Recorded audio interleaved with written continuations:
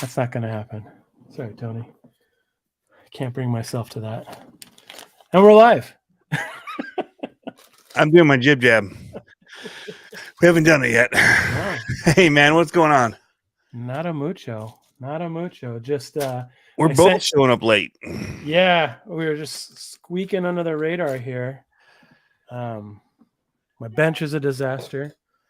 Mine too. I haven't sat at this desk yet this week. Wow. I haven't even sat at it this week. That's crazy. It's been weird. Yeah, that's crazy. Why, hello there, David Ferris, Flatlander from Chicago. Right. Jeff Brown, Mr. Antsy Pants over here. Let's go.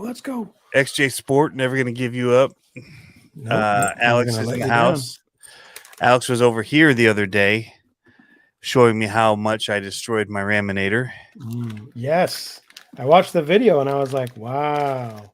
Yeah. I made a comment about it in here that you were wanting a locked rear axle. So I looked at prices. It looks like it's going to set me back about $250, maybe a little more. For an axle, or is that no? That's for the center casing, 2 pieces of the center of the axle housing, and a full diff to just drop in. So is it assembled? The diff? An assembled diff, yeah. Okay. Spiral cut gears. I think it's like $80 or $89. But that center axle piece is almost like $200. I mean, there's like solid piece of aluminum.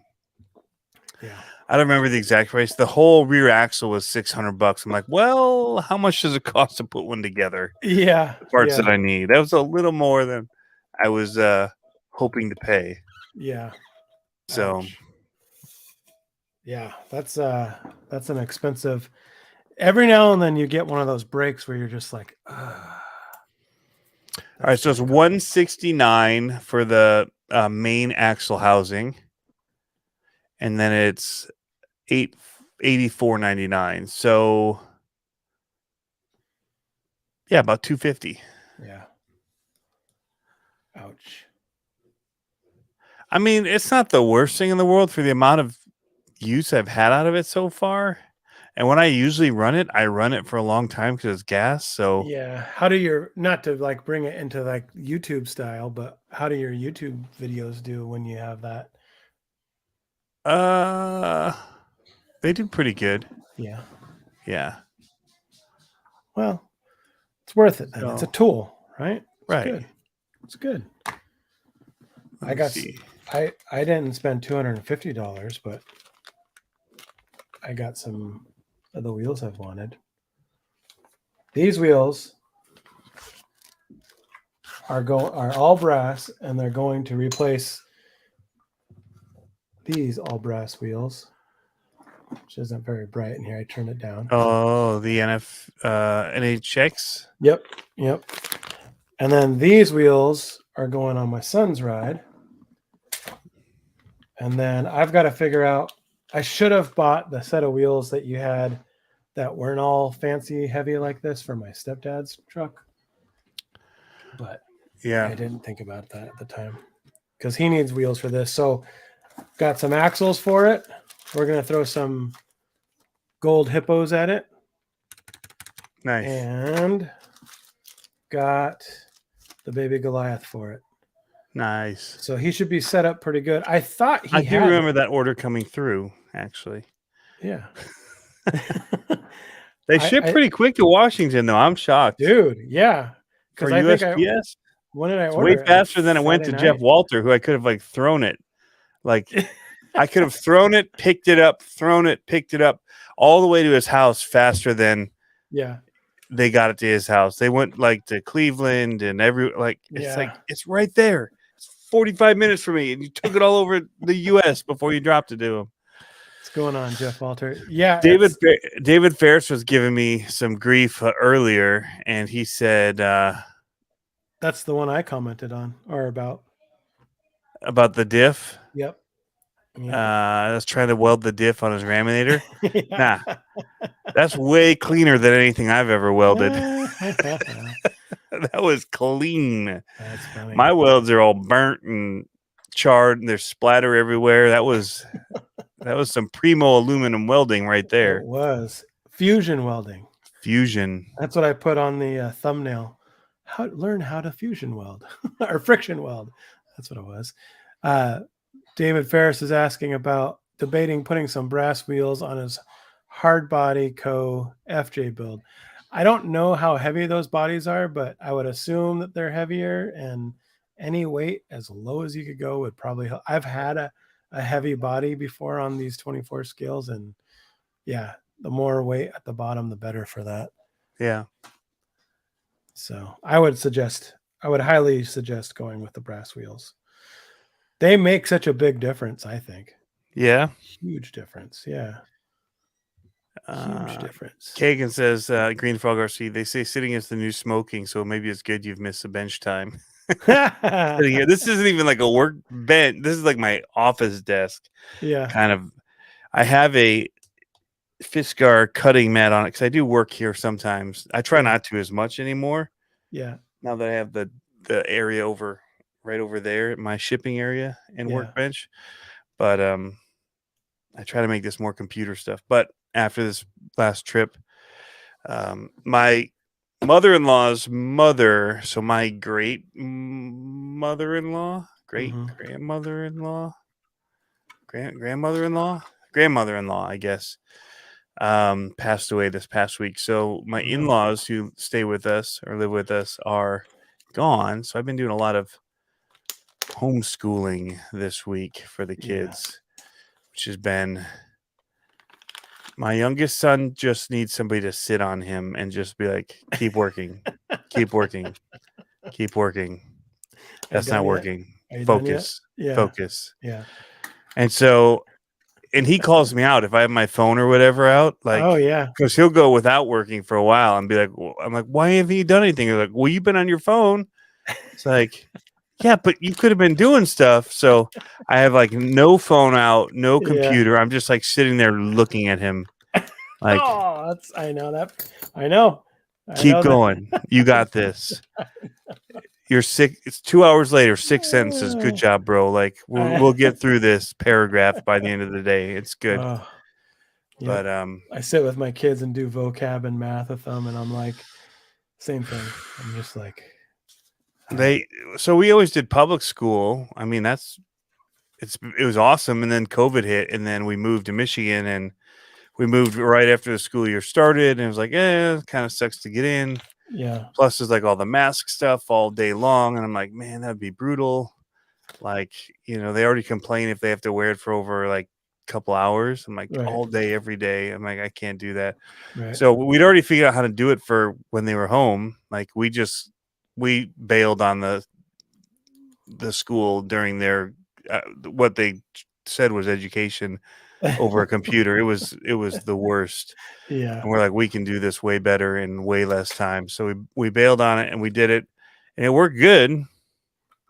And so when we moved here, we just were like, well, we'll go the year after, 1 year after you get in, and we'll probably still put them back in now that things are normalizing again. But and then we move here, and there's a school shooting in Michigan, first year, like, oh, cool. Like, yay for that. That's such a hard thing, man. Like, I'm grateful that my kids are in a school that they are, but I've never been one to go to a school like that. And it was a big, like, is this what I should do or is this what I shouldn't do? But I'm very grateful for it. I just, it's a tough, it's a tough world. Yeah, man. Like, just in general, people are weird these days. I don't know. Like, they are. We had weirdos when we were kids, but it doesn't seem anything like now. Like, so, and you notice it more because of the stinking internet. So you know how many weirdos there are. I heard it's not like, oh, we got 2 weirdos in our town. It's like, hey, here's the weirdos everywhere in your near vicinity that may come in contact with you potentially, or may not. But here's still how creepy people are. Yeah, I heard the best analogy from Joe Rogan. He said there's always been weird people, but certain groups of people in today's society don't say or don't allow or don't own up to them having weird people too. So then it's just like there's no baseline. And it's like, that is totally true. Cause like, you can't say someone of a specific thought or whatever is weird, if they have a weird thing, cause then you're like shaming someone now, which is like, come on. Right. There's no baseline. That is true. Hey, what's going on? Rock Wolf Designs in the house, Monster Parts RC. We'll get onto the RC topics here. Well, I was trying to change over some of these wheels. I feel like I'm the wheel guy whenever we talk. I'm always like changing wheels out or doing something, and I can't find my bit. And I was going to look up David Ferris's order. There's a bunch of Jeffs in here right now, Jeff Brown, and because I was going to see what is going on with his order. He says that it says shipped. If you just got it today, the post office, USPS, takes forever to update their tracking. So everything was dropped off today that came in over the week. That came in yesterday, actually. Anything that came in before noon today was shipped today. And from the night before, everything from the weekend shipped on Monday. I can't believe which was sketch because the ice and everything. But see how I was just looking around everywhere for my tool? And they were inside it? And they were inside. I still get messages from that thing where the pictures show it like separated with the bottom out. Yeah. Like, hey, I'm missing some pieces. I'm like, open the handle. You'll find them magically. They're magically delicious in there. I was just going to be like, you're an idiot. And then I'm like, oh, yeah, that probably wouldn't be nice to people. Wheelman Pablo. So Utah. 822. Did I see the V2 Max Smashers coming out called Smasher V2? So his would have went out. Is that for real? A V2 Max Smasher? Or did I just get punked? His doesn't show shipped. I created the label on the 22nd. Dude, what were you thinking giving me these wheels that have so many screws on them? Those are because you love them. I thought they were the kind like my other ones that there's like 5 No, screws those are the legit ones. They have an actual ring on them. Yeah, they do. So you can put any ring you want on them, actually, if you want. Look at that. I wouldn't, because those ones already come with it. So these are technically 4-piece wheels. Yeah. Yes. 4-piece. Yes, they are. Yeah, I'll have to look into that David Ferris. Yep. They said they got the email tonight about the Max Smasher V2. That'll be cool. I can't wait to hear about that. Yep. So I remember his order.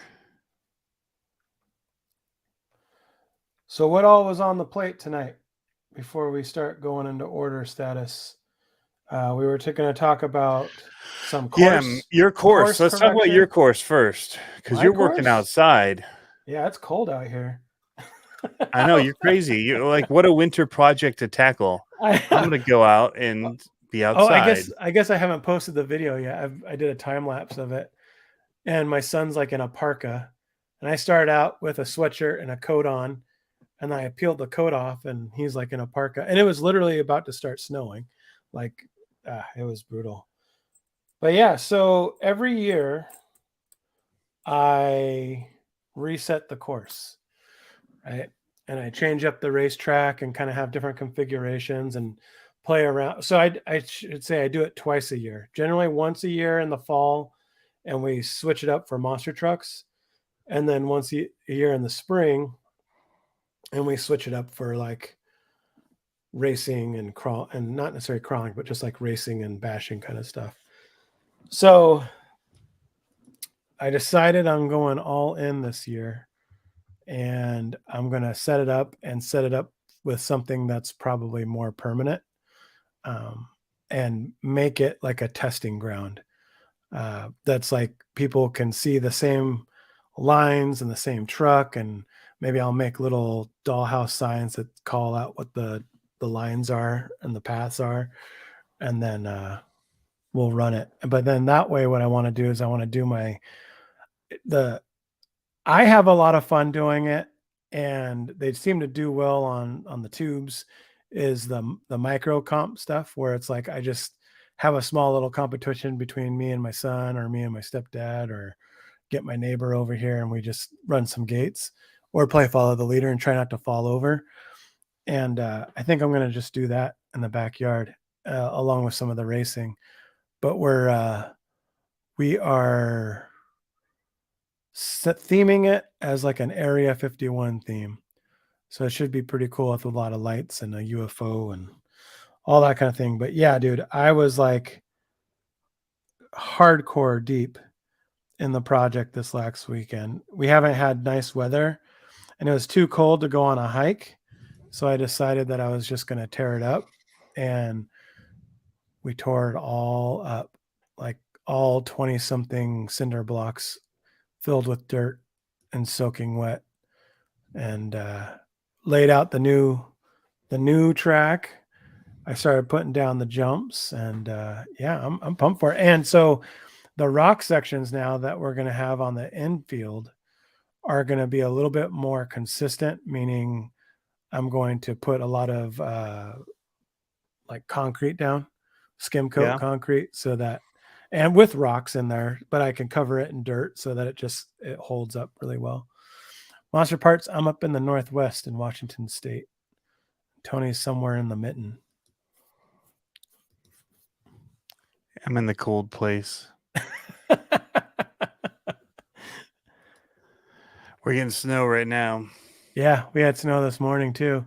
I'm really excited about it. It's like March. It's snowing. What? It snowed last night and this morning. It's brutal. And it's been cold. Like I think this week it's supposed to get back down to 18 at some point. What is that? That's not typical for here. So let's talk about yours. My course? Yes. Well, I was going to click in with it. Should I do that? If you want, we can do it later. That's why I was surprised you jumped straight into course stuff. I was like, that's early. That's okay. I'll run with it. We can do that. Here. Tell people a little bit more about yours or the Max Smasher. Read comments and I'll. Yeah, it just says that it's on A main. I'm over here.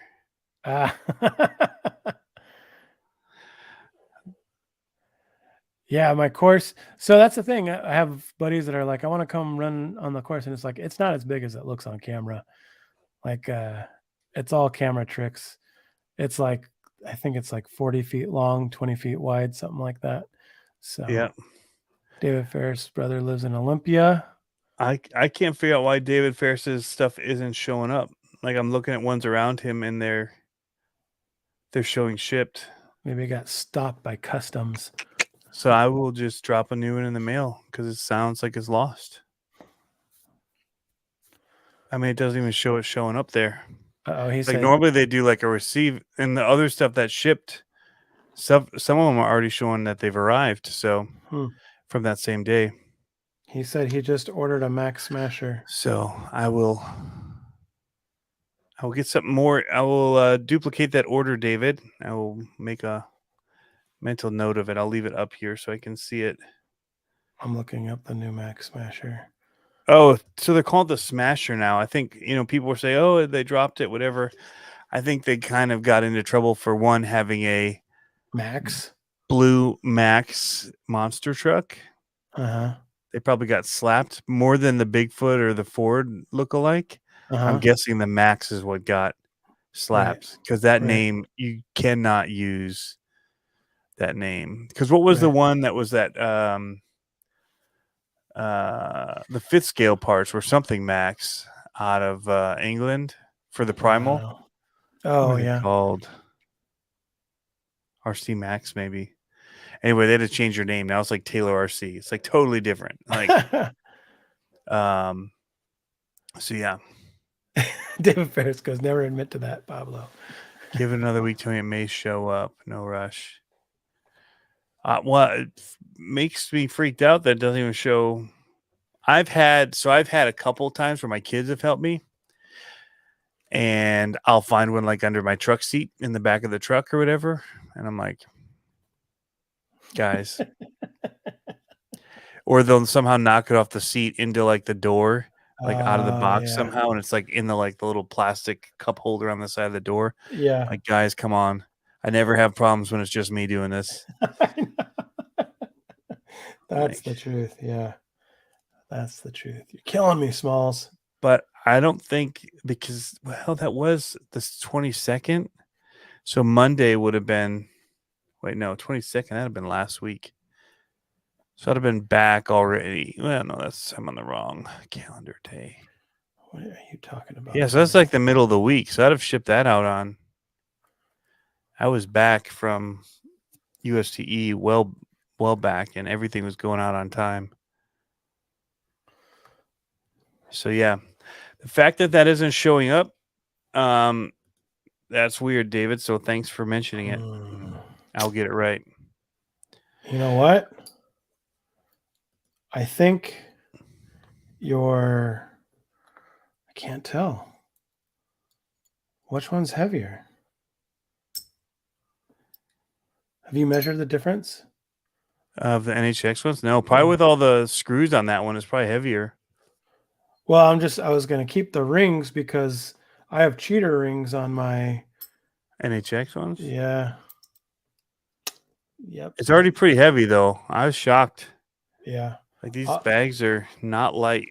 I have, what's it called?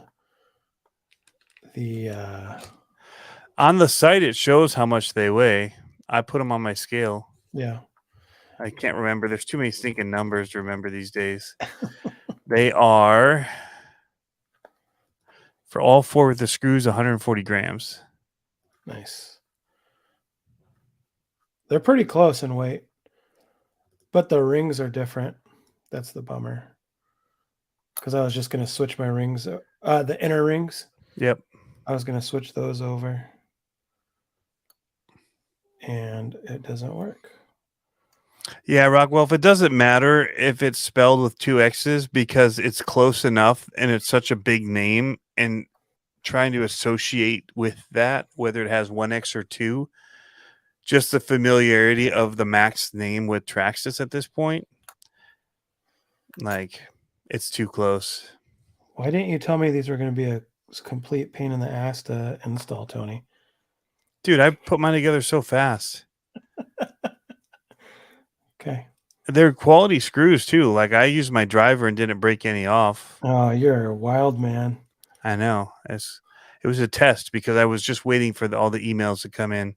You're like, I too like to live dangerously. Yeah. I was telling you, like, one of the things that, like, I am not ready for with all this, because I'm just a YouTube guy, right? And, like, that's what I want to be the main thing. But doing this story on the side, so much time is spent. Whoa, your light went off your face. You got dark. Oh, there it is. It's above you. You tilt your head down, you go in the shadows. You're like the lurker boy. But yeah, just the customer service side of things is crazy. So many emails, dude. And some of them are just random, like, hey, do you like this car? Like, hey, you were at Ford Field last year. Which is the day to go for the monster truck race at Ford Field? Like, now that I have like a contact me page, it's just like everything. Oh man.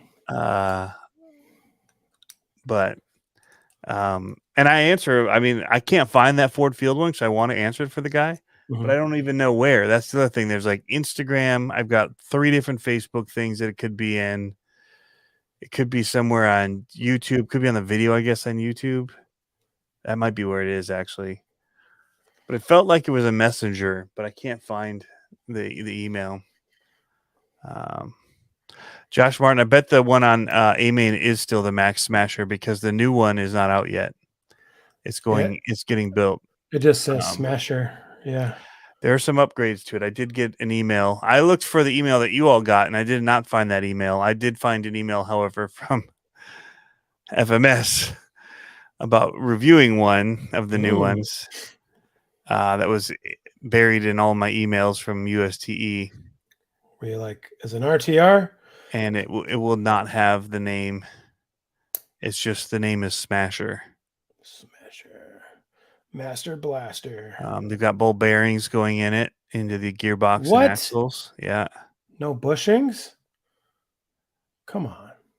Yep. Adjustable drag, brake, and brake. So that's nice. So that was one of the issues with that V2 remote. So yeah, some cool things coming to it. I'm going to send you an email asking the airspeed velocity of an unladen swallow. Well, ask me what my favorite color is. High Roller 2, Jeffrey Makovich has that bad boy. Looks wicked.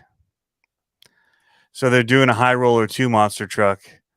FMS's? Yeah, they've worked with the guy from the High Roller 2, the driver owner, and they're doing a licensed High Roller 2, which is so cool. Super rad.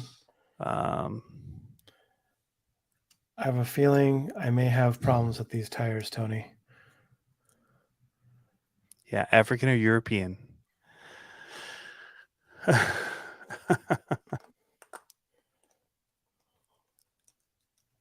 come on. Go to your home. What's your problem, bro? They were so easy.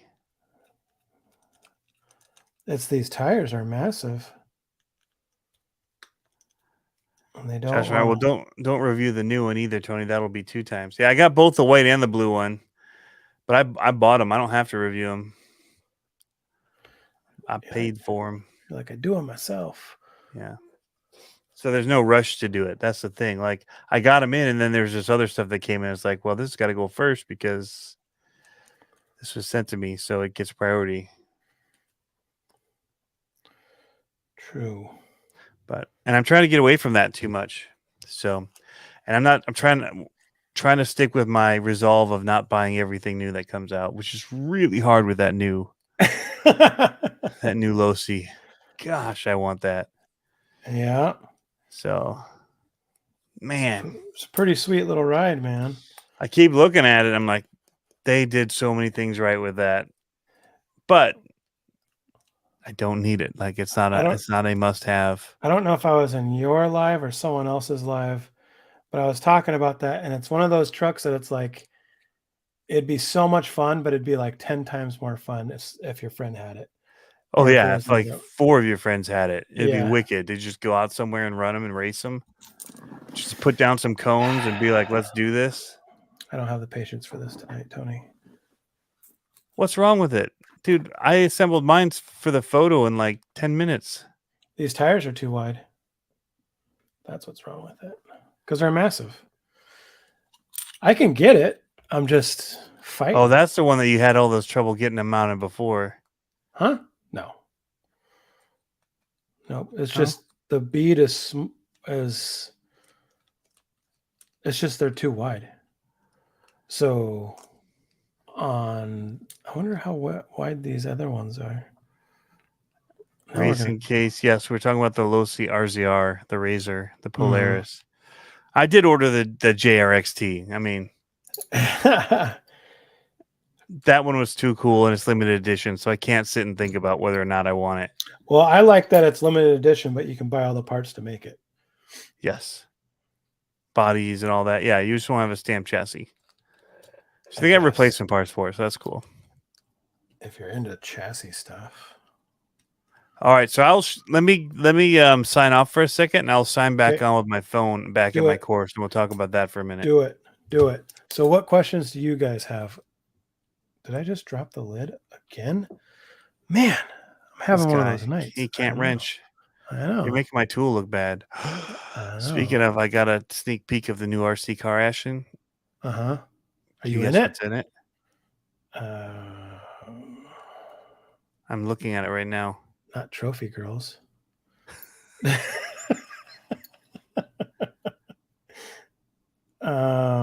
in your right hand. Oh, the mighty tool. It's in it, huh? Yeah, just a little there's a bunch of stuff on the page. That's cool. Josh Martin's giving me crap. Is it a bunch of CCXRC stuff on the page? No. Hopefully. No? Nope. Come on. You got to be like, come on, guys. Do me a solid. One full. All right. So the course is looking good. I'll be back. Next time you see me, I'll be at the course. Dude, these are even wider than the.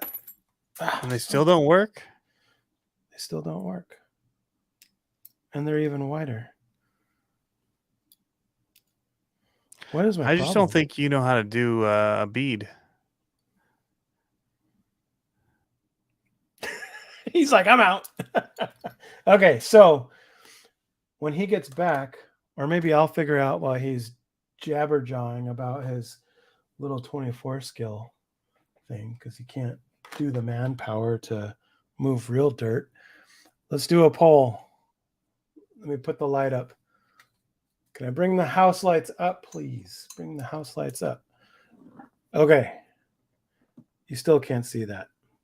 Maybe you can. So on one bead lock, they're black bolts, and on the other one, they're silver. The body is going to be mainly black-ish.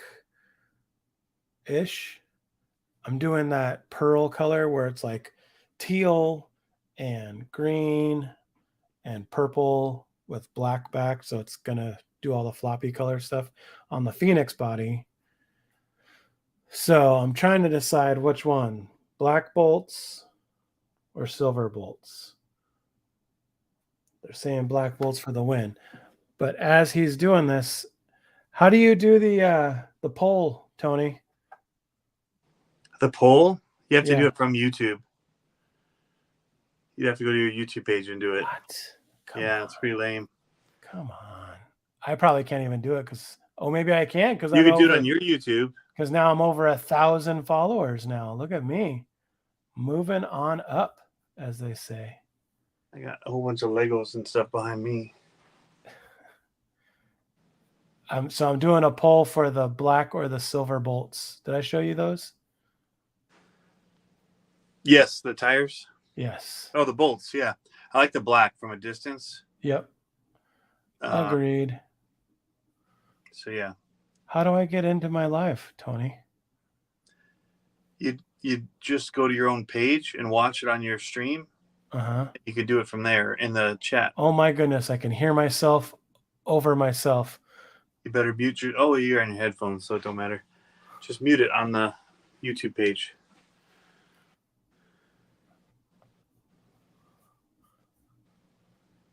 Yeah. So cute. Watch them try and figure out how to use technology.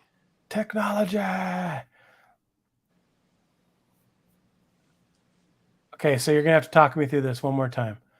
I'm in the chat. Yes. Just on the right, where you type in and you chat with people, you can add a poll. Somehow. There's a button for polls. We can do it in a minute, too, when I get back. Start a poll. Look at him figuring it out. Oh, my goodness. I'm a YouTuber. So this is what I've been working on. Oh, it's dry now. I could almost drive on it. I could drive on it. Don't do it. Huh? I said don't do it. Don't do it yet? So this stuff was way blue, gray, darker than everything else. Because when I painted this whole section, it was like this almost white in the picture. There's such a light gray, but it's also like a really grippy, gritty. Can you hear it? I can. Type of textured paint for like deck over. So if you have like really crappy deck and you need to fill in all the gap and cracks in your boards, you put this on and it fills in the holes and all that. Nice. If you do like 3 coats, I did not do 3 coats. I did one coat. Because my arms were sore because it's so thick. Like when you see the video and it's just coming out, it's like putting on it's like you're painting with Jello or something, or no, like Jello. What are the snacks? The pudding snacks. I like how I'm like, I just moved like 28 cinder blocks that were full of dirt, and you're like, my arm is so sore from painting. And my forearms were like, I hate you. Thanks, James AC. Where'd you go? James RC Garage. Thanks for the sub. What wheels are those? Brian Young is asking.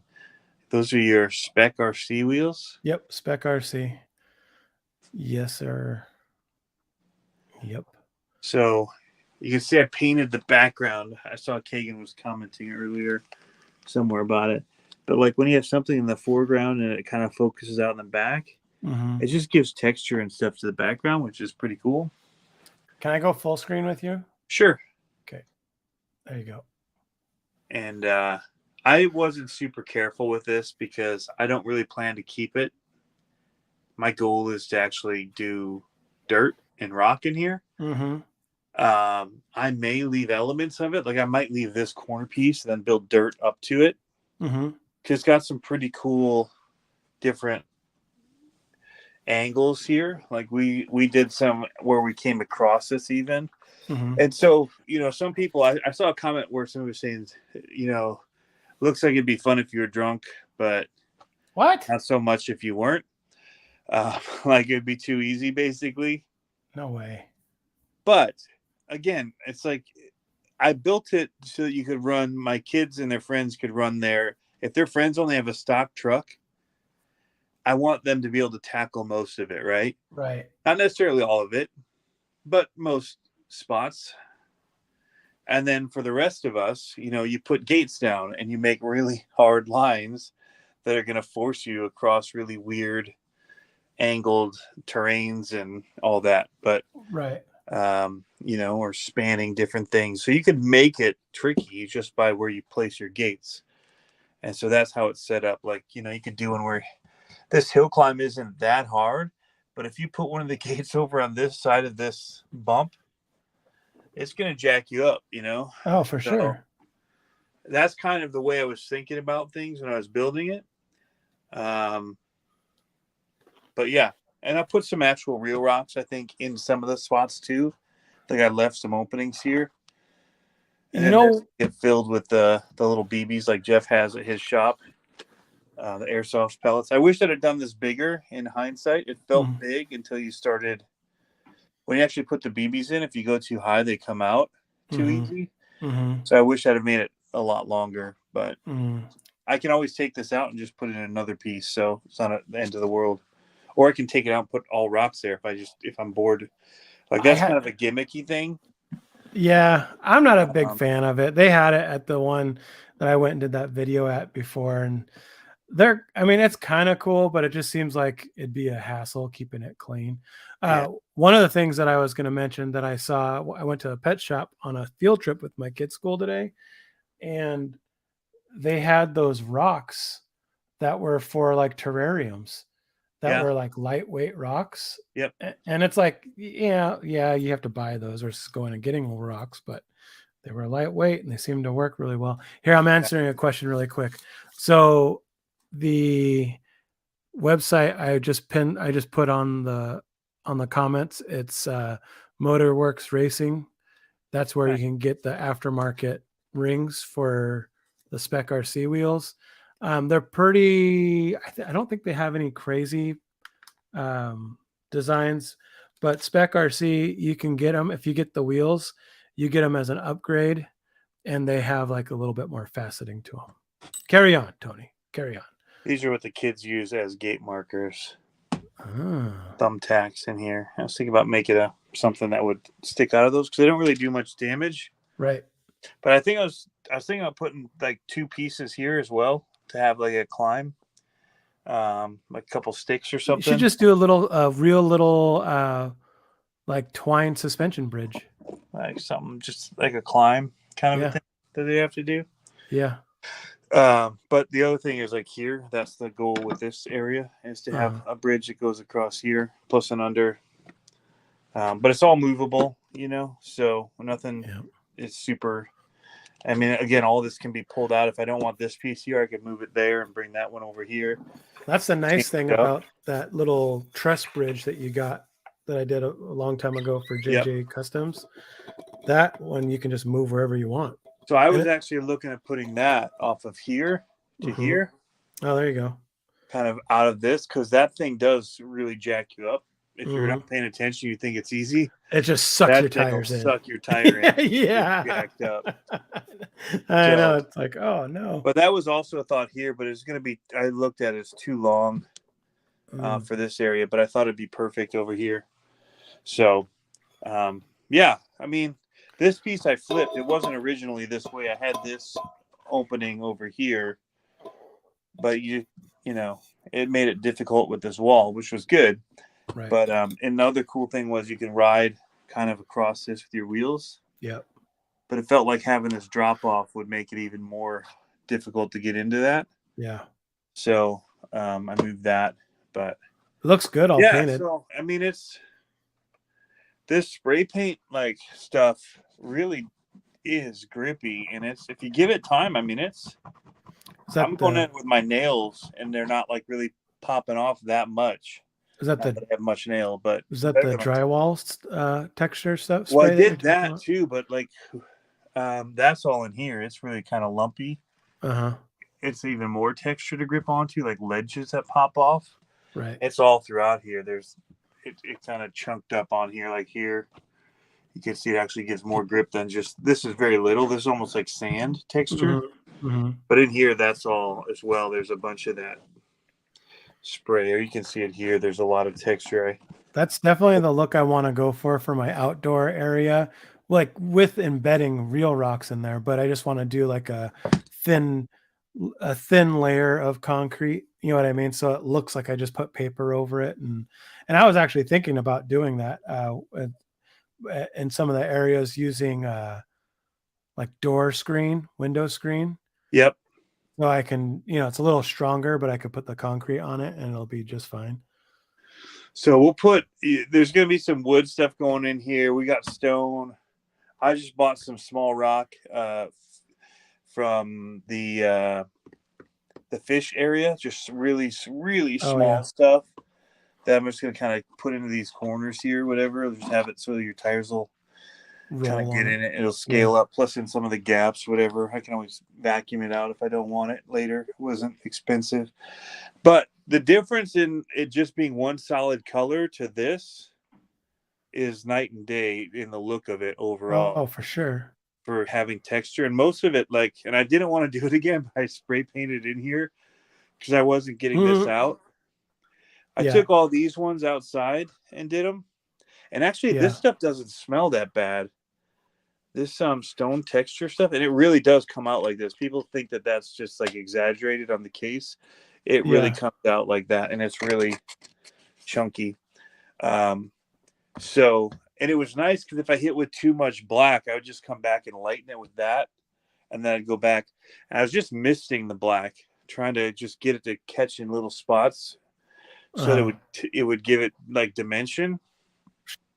And kind of show off all the different, I mean, you can see all the different angles of it now when you're looking at it here, the peaks and all that, like here's a peak in there. And so, yeah, it's pretty cool stuff. There's some steep climbs in here.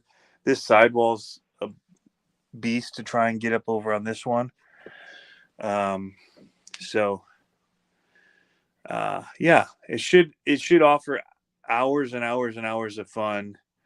And again, most of it's changeable. Like all these pieces can be moved around in different types of ways to make different courses. And I could flip this piece if I wanted over here and that one over there. You could get like not Play-Doh, but the kind of the clay that doesn't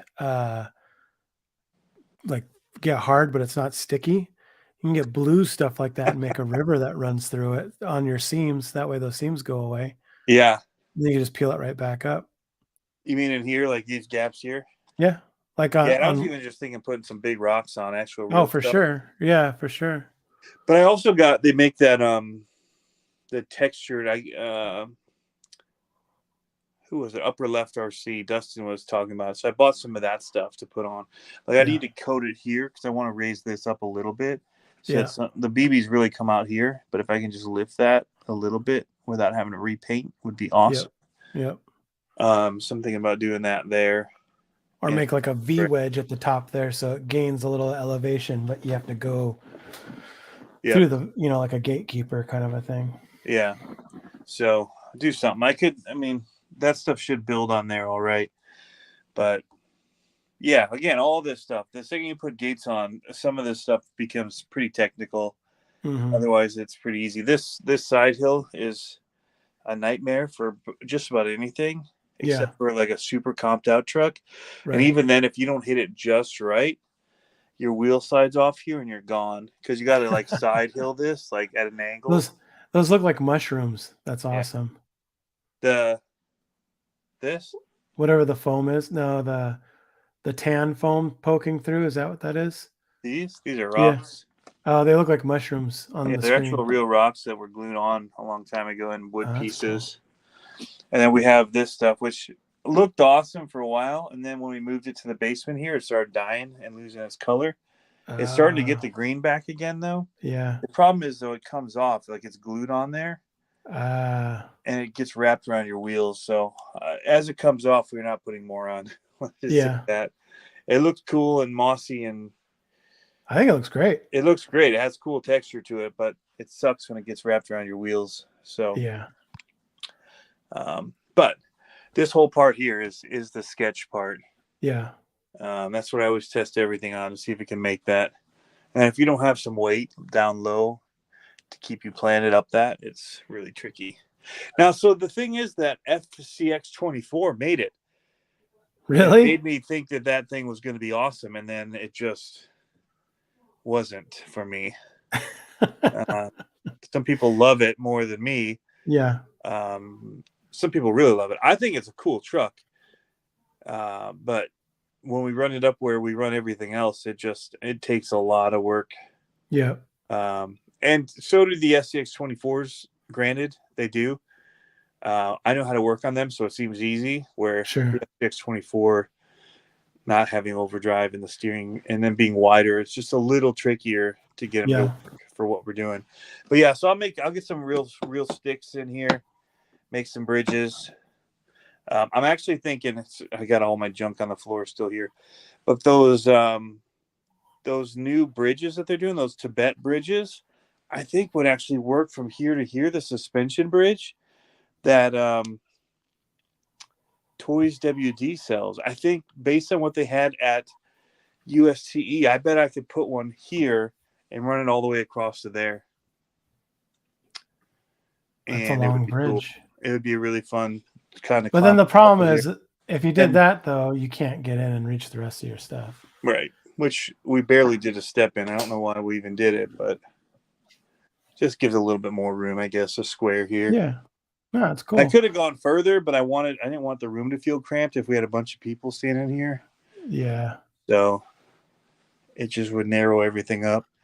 But I got to clean up. I mean, I got all my papers and Gap cans and all that. There's not just on the floor in here. And it's not whipped cream, Tony. Going about, yeah.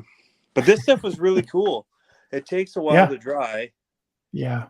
And I didn't leave any of it the natural color. I dusted all of it with black just to tone it down a bit. Right. There's too much. But it gives it kind of a cool texture, especially when you're looking at some of this stuff from a little bit of a distance. It has that rocky. I think it looks great. Yeah, it's got very good good undulation. But it's again, it's holding a whole lot better than I expected it to. Mm-hmm. It's on there good. So yeah, so that's my update. I'll get off of here and I'll go back to the computer. But right on. No, it looks good. Here, I'll be right back. And go. I don't know how to leave for my. I'll just kick you out. There, that'll work. Nope. Remove.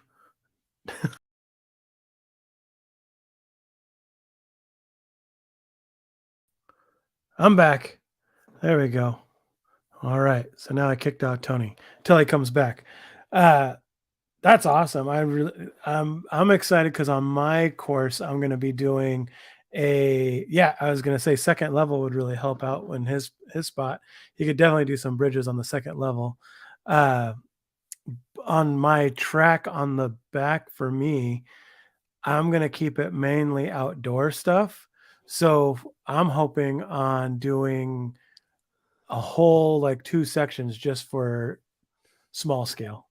So it's going to be, it'll still be like, that's going to be the more concrete-y kind of area. And it's going to be all mini Moab stuff, I think. So I think that's going to be a lot of fun. I'm a little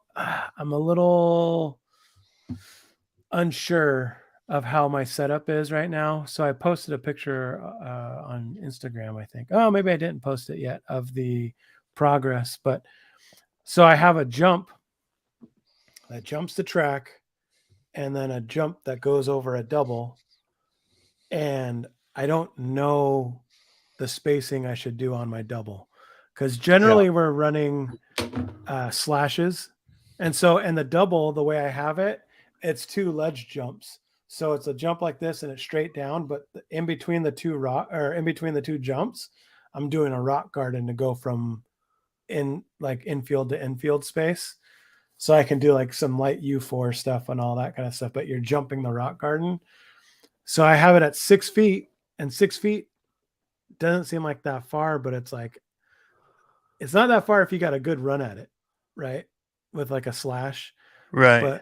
But if you're kind of coming off a corner and you got 10 feet to run at it, that's you got to hit it straight. Perfect. Out of the corner, right? Yeah. Yeah. And the way I have it, it comes out of the corner and then I actually dipped down and then came back up out of the jump. So like the way the dirt goes. So it should be pretty cool. Yeah. But I got to get out and test it. I know my brushless stuff will do it, no problem. But the brushed slashes are what we have fun with back there. And I think I'm going to have problems with it. So. I would build to those. Yeah. Yeah. Your lesser one, or make a way out for them to not have to clear it. Yeah. Right now they're going to be casing concrete blocks. Right now. Yeah, that's the problem. Yep. Double chop. Structure. Yeah. I mean, I don't think I would build a second level because I want that one. I don't want to feel enclosed top down. It already feels with the ceiling being so low, crushed to me. Yeah. For filming, what I would do, and the reason I did it modular is I would build other modular pieces and store them underneath it. Yep. And then change it up if I got tired of a layout, is my thought. But what I've learned from Reaction and what Jeff has done there, because I was very much a path-driven type, cool-looking, course kind of guy before, I learned very quick that something that's wide open like that offers so many more options to a person. Yep. Especially if you put gates down. If you don't put gates down, you'll find yourself doing the same lines or just kind of following the truck to where it makes all the easy lines. And you can always make it. You can make it slide and get around.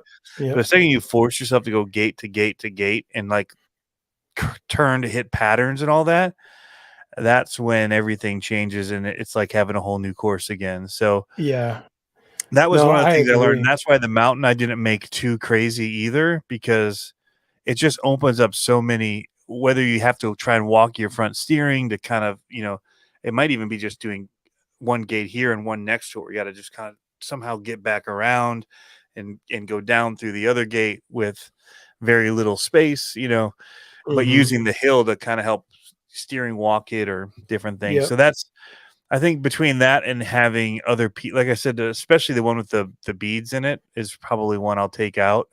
Right. More often than others, and then having other ones that will have other levels of difficulty put into them. It's a no free lunch thing, no matter which way you do it. I mean, that's just the nature of the beast. You're gonna get tired of certain runs and all that kind of stuff. It's just when you make your own space, it's just the way it's kind of a bummer that it's like that. But that's why I changed mine up every twice a year.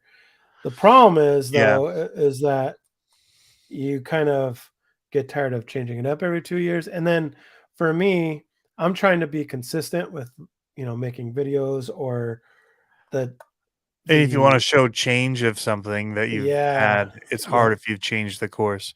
Right. That's part of it. But I bought those Toys WD pieces that they sold, like the hill climb. Mm-hmm. I think those are going to be my test obstacles more than anything, where I can just put them on a tabletop. Yeah. Did you see? I don't know if you watched Matt's video. What's on the bench when he did he showed those that he got. The cool thing he had that was a setup bench from them. So it showed the articulation and it had a gauge and it had a tipping thing where you put the car on it and it tipped it and it had a protractor that showed the gauge before it rolled over. Oh, really? I didn't see that. Yeah, it looked rad. And I'm like, I want that. Like, that's what I want. So I can show the difference between like my scale builds and like a low CG build. You know what I mean? And like show how it really does make a difference on tipping and all that kind of stuff. Really cool concept for sure. No steering walking, Brian Koshner. Why that helps me sell very fast servos, Brian. We have to do steering walking and show off how cool it is. Any plans to make some brass links for the SCX24? So here's the hard thing about that. The SCX24 has a bajillion different links, and then there's people want 4-link instead of some people don't want 4-link. I don't typically do 4-link on mine. I leave it with the wishbone up front. Mm-hmm. But so then you have to have the servo mounts that'll take the 4-link instead of that. So you have to have it, or a really long screw that'll go through because it's only threaded on one side for some of them. Yeah, I ran into that problem on one of my builds. But yeah, so that's the trick with that. And then you never have what people want. And then once I got rid of the links, I was done with them. Like, there's too many people that sell them. And I'm just like, go get them from them. Cause I don't really care. Like, my links, I'll run stock ones. Like, I don't care. Like, the plastic ones slide really good. So like, everybody's trying to meddle the daylights out of their stuff. And like, I do the drive shafts because we pop those. So I'll do metal drive shafts. I've never tried those. That's something I should try. But I mean, I don't know what. I just pop the ball out of the joint on the plastic ones. That's funny. It's funny that you do that, and I've never broken one of those before, except the drive shafts. They don't break. You pop them back in, but no, I know. But I mean, I've never popped one out like that. The only time I've popped one out is when we did our speed runs. Yeah. So the Traxxas just has one size. They're easy. Like both of them run the same links. Yeah. It needs weight because it's a hard body. So trying to add some weight down low without having to do brass axles or whatever.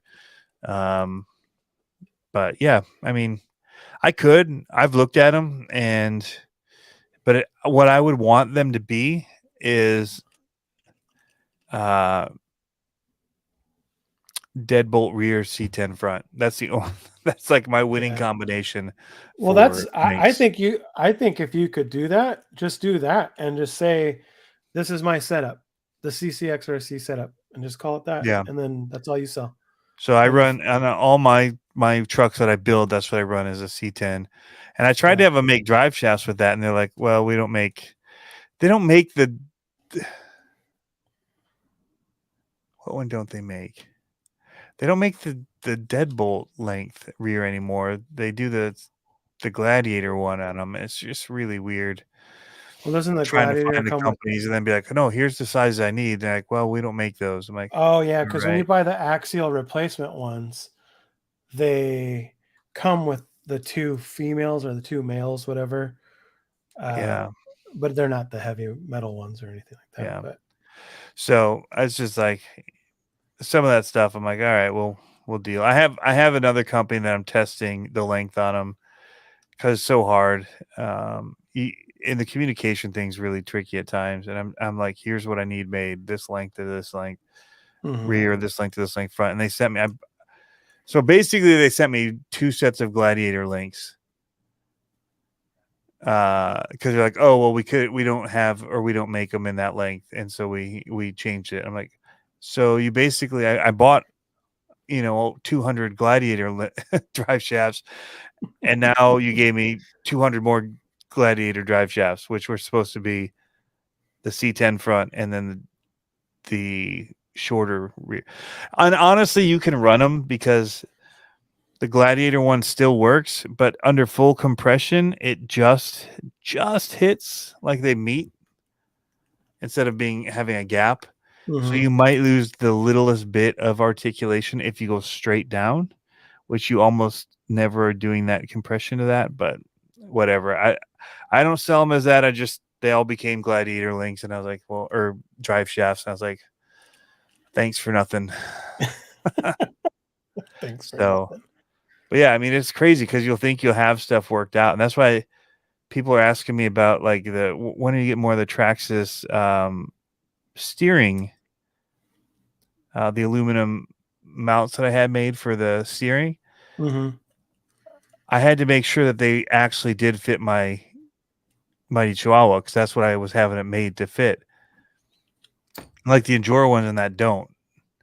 And so I had mine, and I had them, and they did fit, and I had to buy a certain amount to have them make them in the first place. And then once I got them, I knew that they fit. Then I ordered a whole bunch more, but now I got to wait for them because I didn't trust. I've done too many times where I order something and you give specs and you give even drawings sometimes of what it needs to be, and it comes in and it's just not it, or there's like. They're stamped and everything. The 212 gearing. Yeah. And they're all 112. They're all underdriven. You're like, come on, man. 200 plus of them that are just can't they wrong, and they're marked that way too. Like they're literally laser etched onto them 212T, and they're underdriven. So it's just that kind of stuff where like it hurts, like, and you just eat it and keep moving on. You would think that they would have some kind of they're gonna fix it, some kind of contingency, of some sort. But nice, you got them. Yeah, it looks really good on it, actually. Yeah, it does. I need to get a light over here. You tilt it up, yeah. Well, because my light's back here, not up here.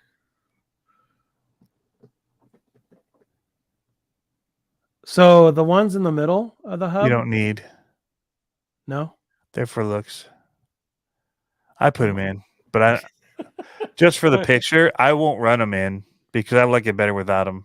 Yeah. But I checked, and the wheel nut does fit with the Mighty Handy tool still. Like you can get the tool in there still to tighten them. However, if you're running the bigger FCX axles, you probably wouldn't want to run those inner screws because it would be tough to get a tool in there. Yeah. For the bigger nut. So for those that are watching, I held up I made a poll, and if you just got on, we got some rookie numbers today. I wonder if it's because I got the artwork out so late. Anyways, I held up two wheels, and on my channel there's a poll: black hardware or chrome hardware on the rings. See, the chrome looks good in the darker light.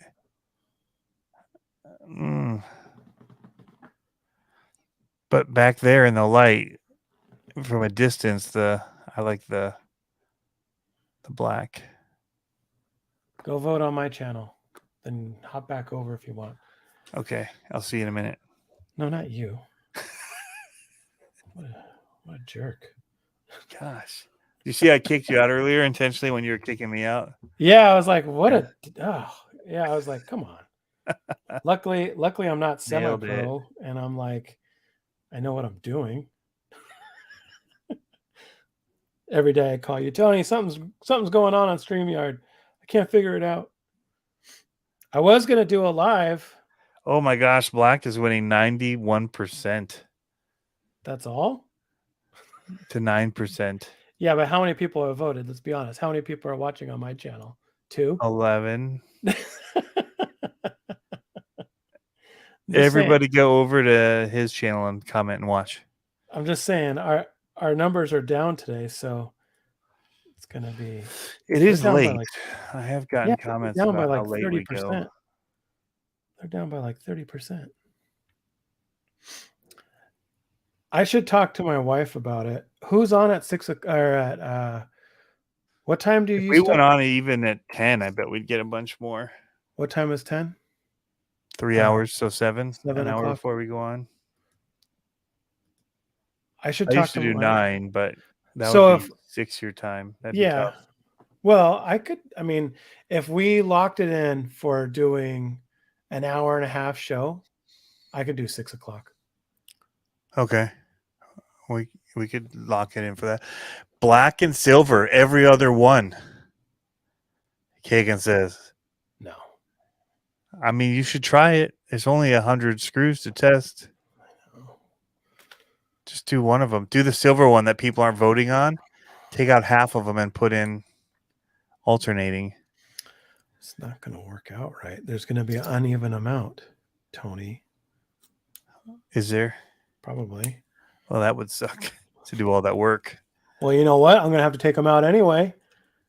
If Black's winning, right? Yes. Yes, you're right. It's 7 a.m. in Finland. Yeesh. 7 a.m. See, I don't usually like chrome ones, but I absolutely love these mofo wheels. Yeah. Yeah. Those are the other wheels that I was eyeballing before I pulled the trigger on these. The only thing I didn't like about the mofo ones was changing tires. No, I don't care about that. Brutal. Yeah, I don't do too much of that. The thing that I didn't like about it is that you had to buy like 4 components to complete a wheel set or whatever. Yeah. I just wanted to be like, I want these, go.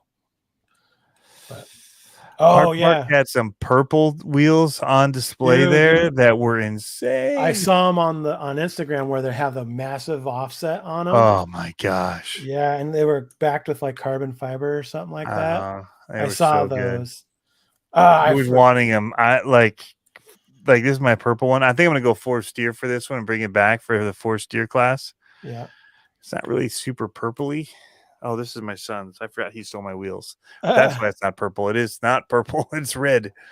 But yeah, they both keep stealing these wheels from me. They look really good on these rigs, but yeah, they broke something on this. I want to get the V-dub chassis. Is it on his site now? It is. It came out on Saturday, and I pinned it, but I had just spent I got the stuff from you, and then I got something else, and I was like, I should probably hold off. I'm at a point right now where, okay, maybe you're not like this because you do a lot of RTR stuff, but all my stuff is built like, like kit style stuff. Yeah. And how's your build going? Which one? The Vanquish build. You're over here now, so I'm looking at the comments for some reason on the YouTube page of your page. Yeah. Where are we at? What are the comments saying first? I need CCX merch in the shop, Jeff Brown says. Yeah, I need to get his guy to make it though. Yeah. So the problem is I don't do stuff in a shop, and it's come back to haunt me a couple times. In fact, I have somebody's shirt here.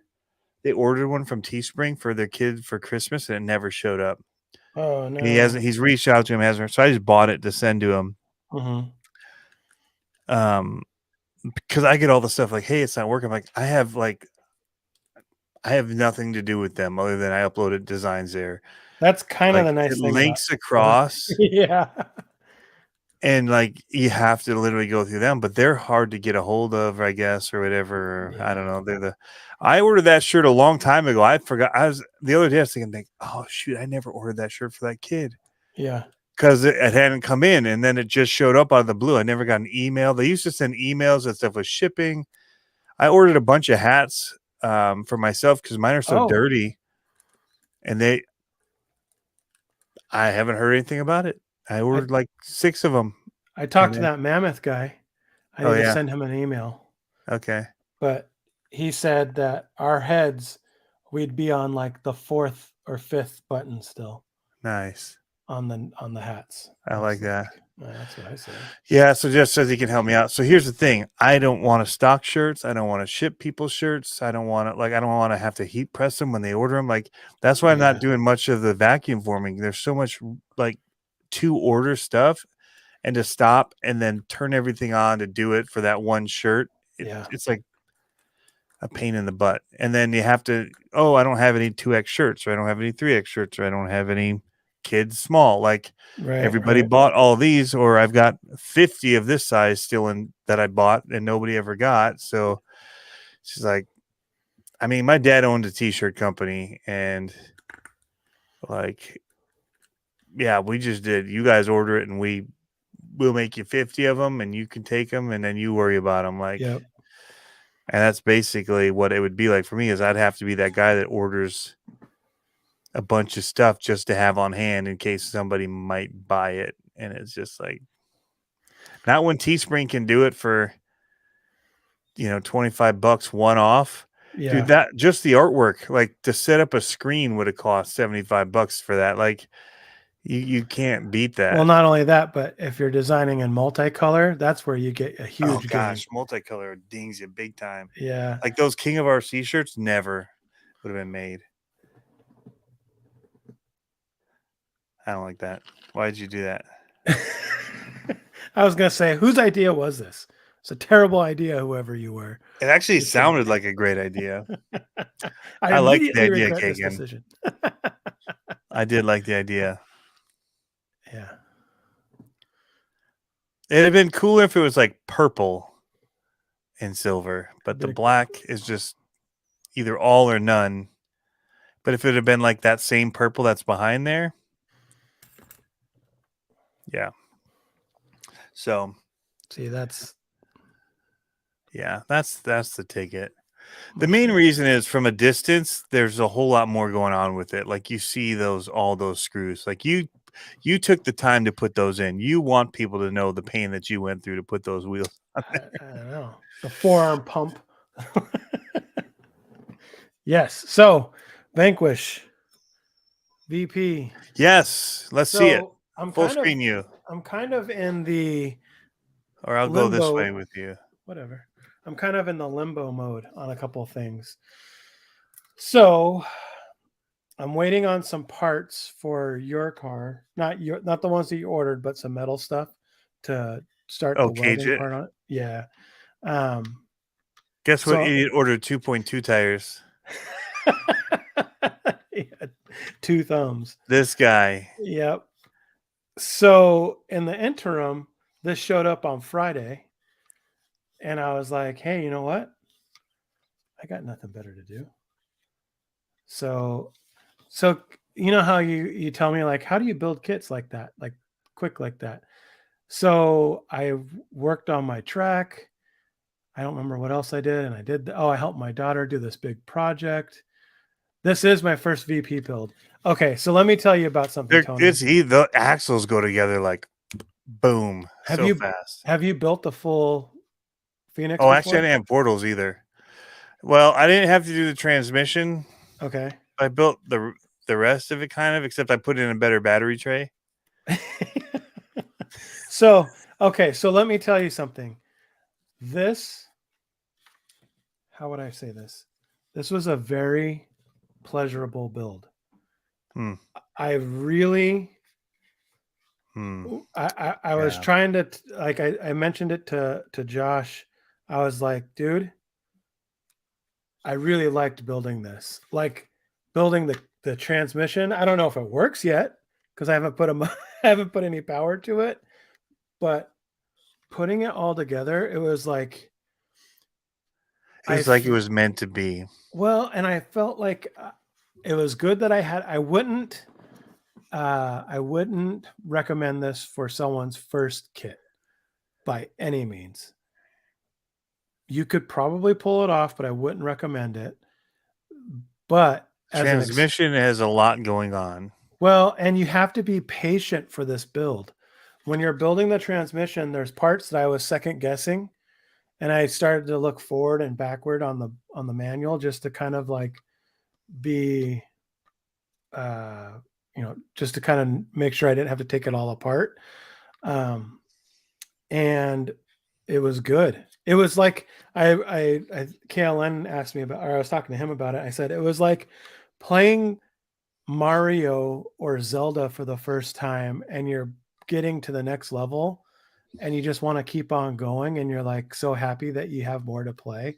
Like it's that kind of fun.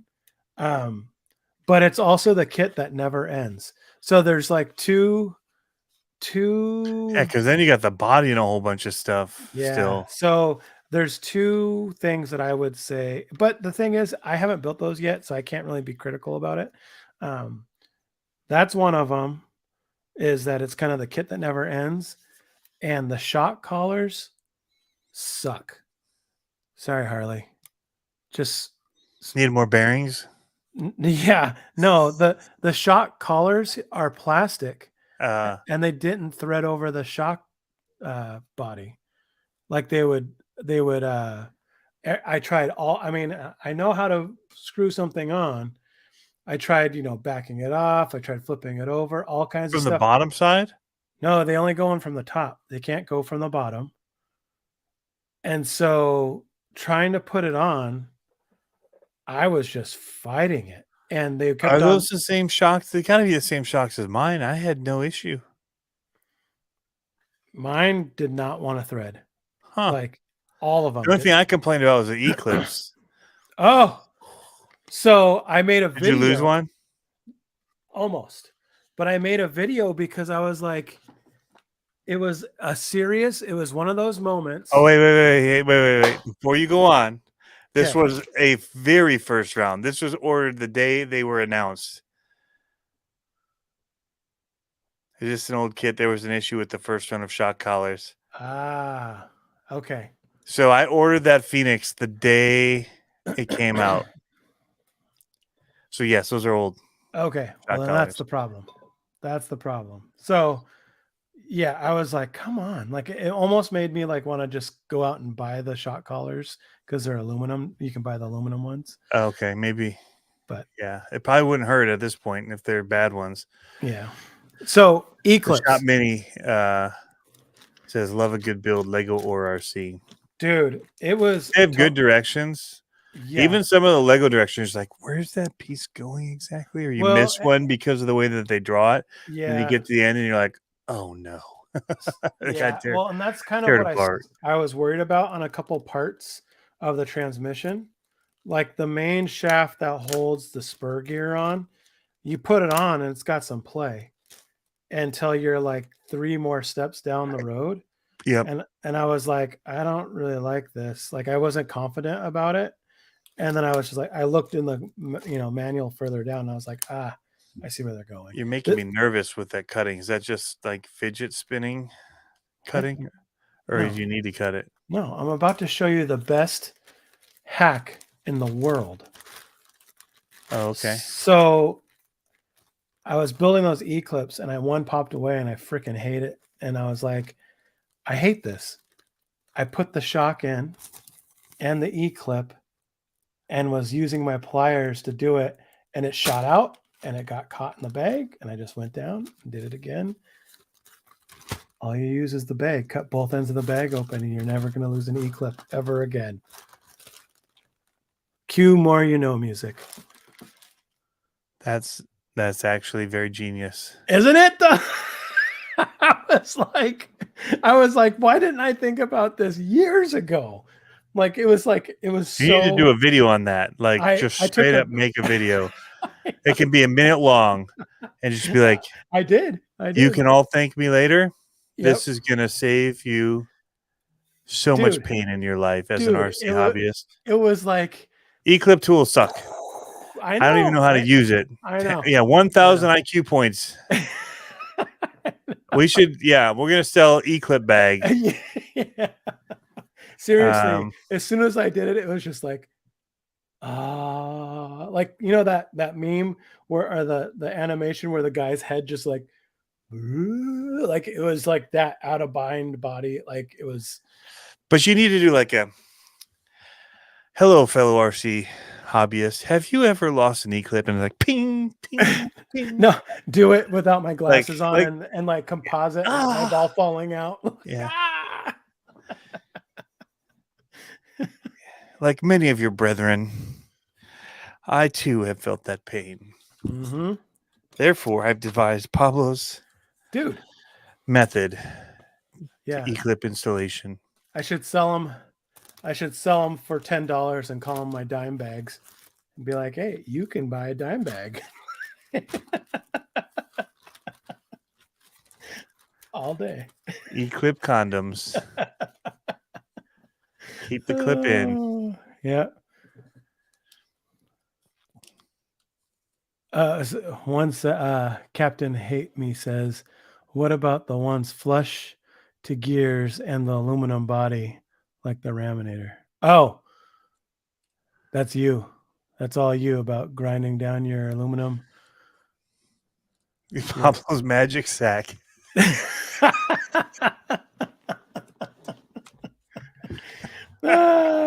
I need to make like I'm done on that one. That's too good. I need to make like the My Pillow commercial where someone opens up the medicine cabinet. It's like, here, have my magic sack. Right. Yeah. It was a total infomercial. Like that's what I'm going for, Alex. Like, have you ever struggle no more? And if you order now, we'll send you not one, not two, but 3 of Pablo's magic sack. And then I'll show them like on a hot day where there's condensation, and I'll be like, and this is what happens on a hot day. They get sweaty.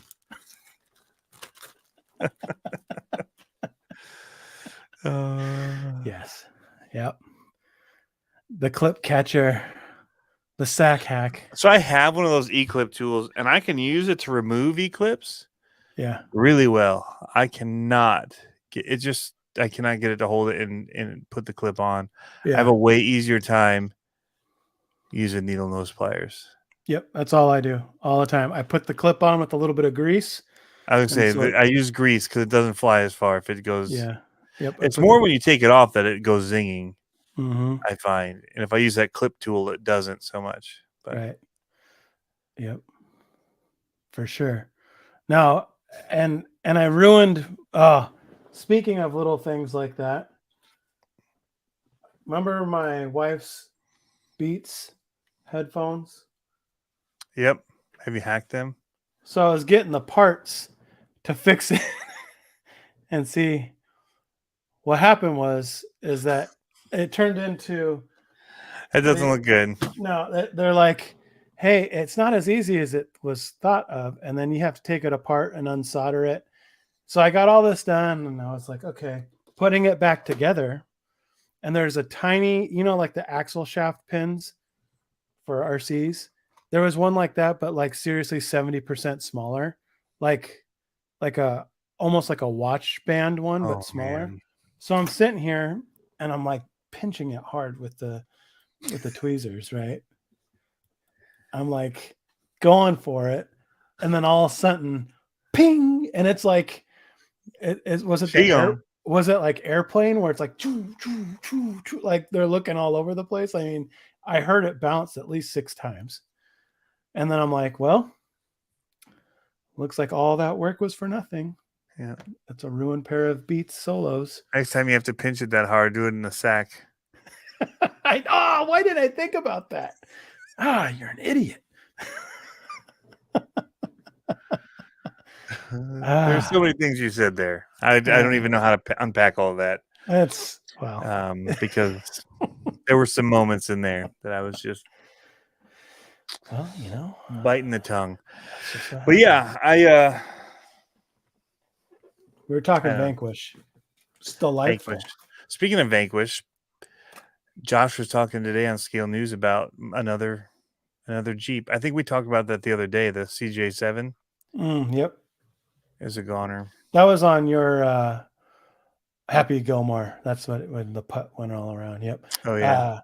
No, that's when that was on your live that we were talking about which one? Oh, CJ7. Oh yeah.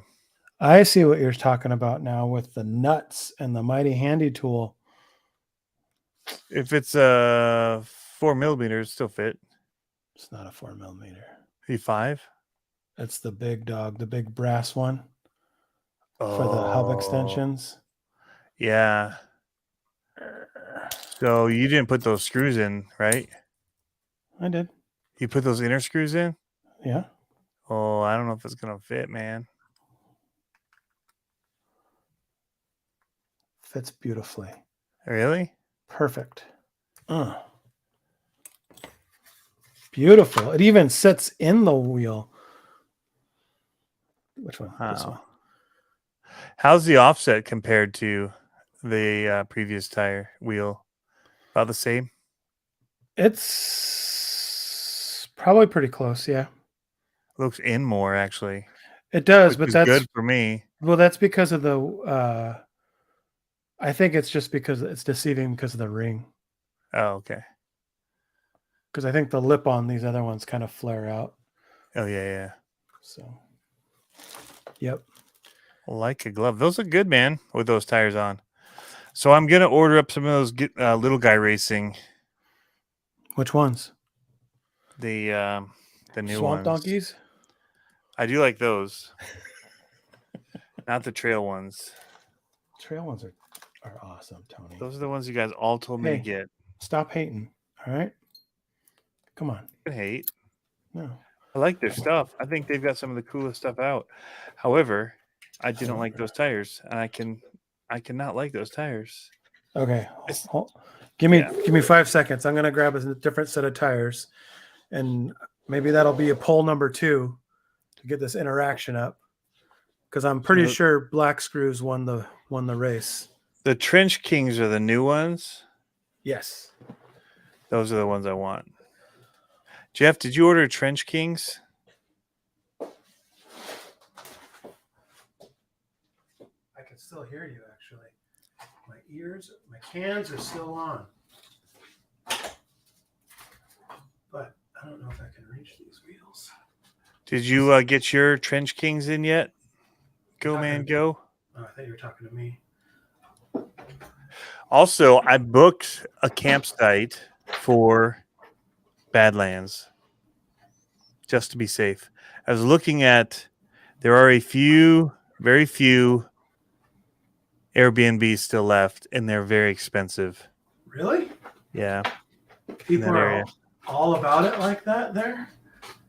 Oh, yeah. Dude, like all the cabins, all the houses on property already rented. What? And then Badlands was huge last year, dude. There had to have been 1,000+ people there. It was huge. Really? So, man, these tires are garbage. Oh, you got yours in Saturday? Scary, what's on, man? Hey, I've got your beautiful car that we talked about last time. Right here that you did. I absolutely love this thing. It's awesome. Good job, dude. I didn't even know that it had a motor and stuff in it. So we're close. We're close to getting it all set up. So look at these terrible things. Why would I use these? Are you kidding me? Ew. Send them to me. I will use them. I'll trade you for 2 2s. Just kidding. I don't need 2 2s. Okay, so these are the other wheels that are other tires that I got from Boom. They're not your favorite beloved Hustlers. Hey, I like the Hustlers on the little cars. Do you? Yeah, I do actually. I really like them on the little hustlers are good. These are the aggressors. And That's too much tire for me. I'm not a mega tread kind of guy like that. You should be a mega tread kind of guy.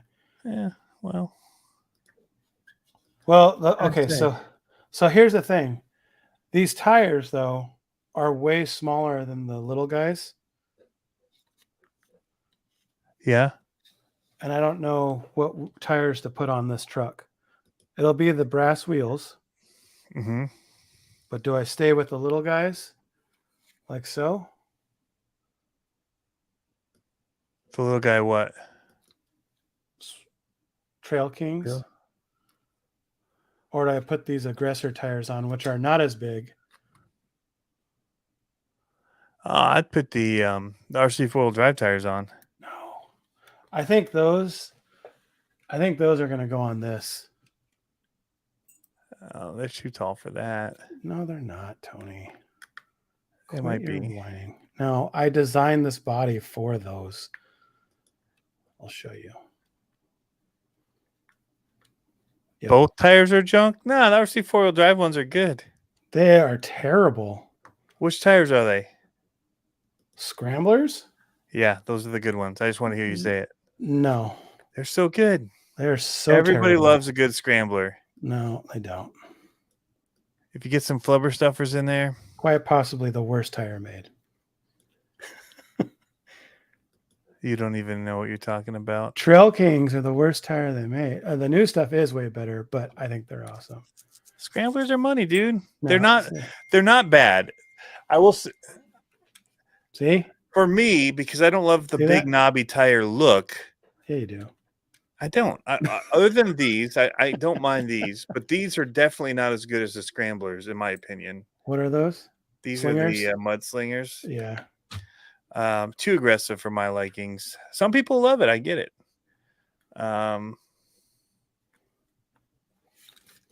If that's what floats your boat, that's what floats your boat. Uh-oh. But you like your big, huge tires. I've seen all your builds. You like them. Yeah. Because I'm a man. What was the other thing? I like bacon. I like bacon too. I like steak. I like a good beer. I need to go to Flubber Stuffer. Yeah. I need to get more Flubber Stuffers. Those things are. I've never tried them. OGRC pin comps. Oh yeah. Got scams on XC1. Those are the Ogunki. Oh, scrams. Okay. Yeah, I just don't like the look of them. They look like they're out of RC Pro-Am. Dude, it looks like a toy now. You look like a toy. Well, don't make the suspension hang down. Like, oh, come on. Support the. Okay. See, now they don't fit. Rub. No, they don't rub. They go all the way up. And turn. Go all the way up and turn. That's not all the way up. There, I'm like smushing. Well, okay, I'm impressed. It actually does look like it works. Tony, come on. Come on, Tony. What do I need for the other ones? Because I ordered those too. What are you talking about? Go Mango. The Flubber Stuffers. What? Nothing. What are you talking about? V30 Trench Kings would be perfect, Tony. He said, they do have cool looking tires. They got dual stage foams. I need. Oh, that's what I should have got instead of all this stuff for my stepdad's truck. It's nice looking. I should have got the foams, the 2-stage foams for my Frankenwagon. But no.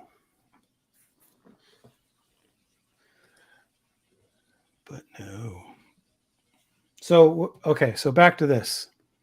I'm back. Do I put these wheels? Are these tires on these wheels? On the brass wheels and put them on the kid's car? The smaller tires? Make him struggle because he's got small tires. I'll be like, ha ha ha, you'll never catch me.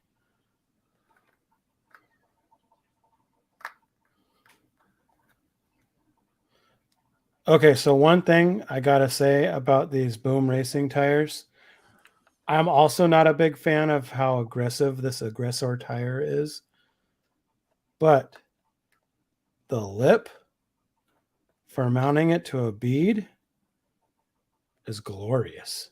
Yeah. Oh, it's so fat. So I have a question. The Flub RC, there's Type S V33 and Type T V33. This is where it always gets so confusing trying to order these things.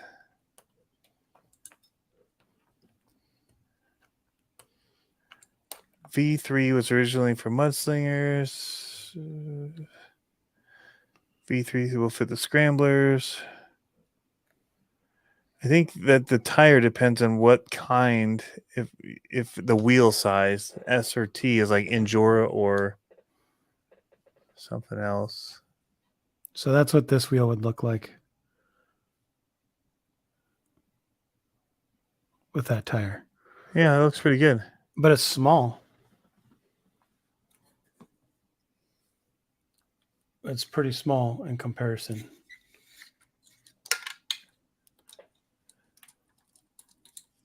To these Bronco wheels.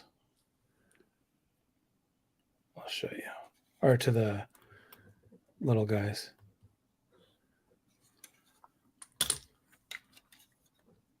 There. That's the comparison right there.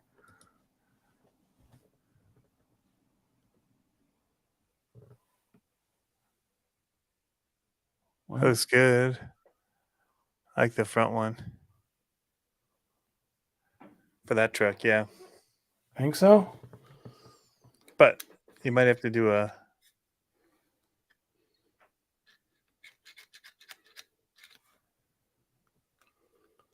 inner ring outer diameter. Give me 1 second.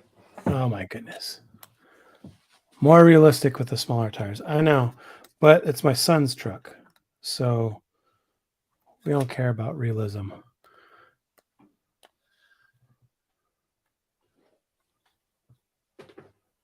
I'm torn. Very much torn on this. Because I agree, I like the way these wheels look. But the big monster truck tires look way cool.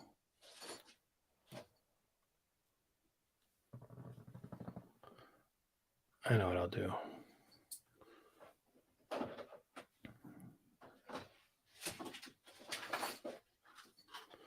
I know what I'll do.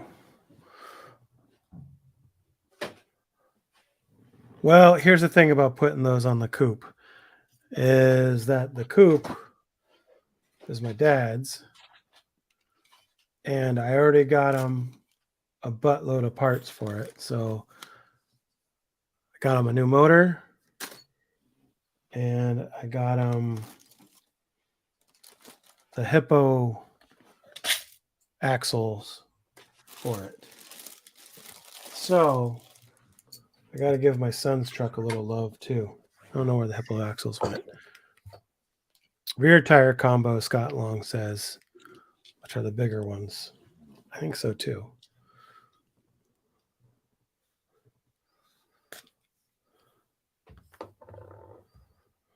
But I'm going to re-glue these. I'm kicking myself too, because I once glued these on to the stock wheels. Yeah. And then they debeaded for some reason. And so now they're like forever stuck on these stock wheels, which are not the prettiest wheel. But that's okay. So this bead inner ring outer diameter on this guy is like 28 millimeters. So it looks like I'm going to be doing type S would be best. What's up? What's in the box? It actually says 27.5. So that's a small inner ring. Oh man, I just got glue all over my finger. I hate these scramblers more and more.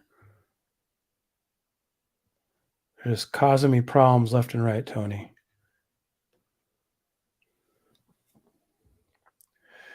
He's definitely done a lot of math for these. A lot of measuring.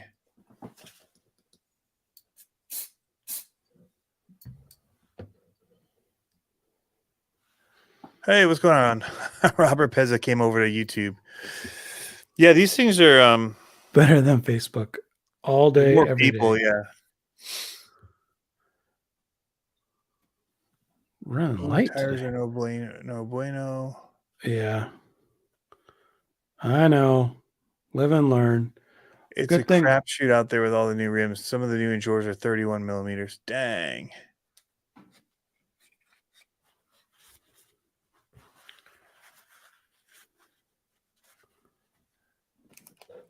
All right, so I'm going to get Type S. Hope for the best. Ooh. These are pricier than the wheels. I still want to get the tires I really want to get are the Baja Pro X's. Those would look awesome on Dalton's truck. Hands down. Those are the tires I want to get.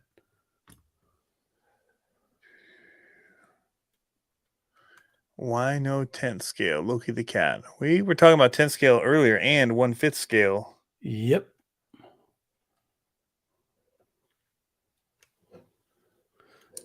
Yeah, we were talking about kind of got over this. Building courses. We talked about the Vanquish. Yeah. All that kind of stuff. You just missed out, homie.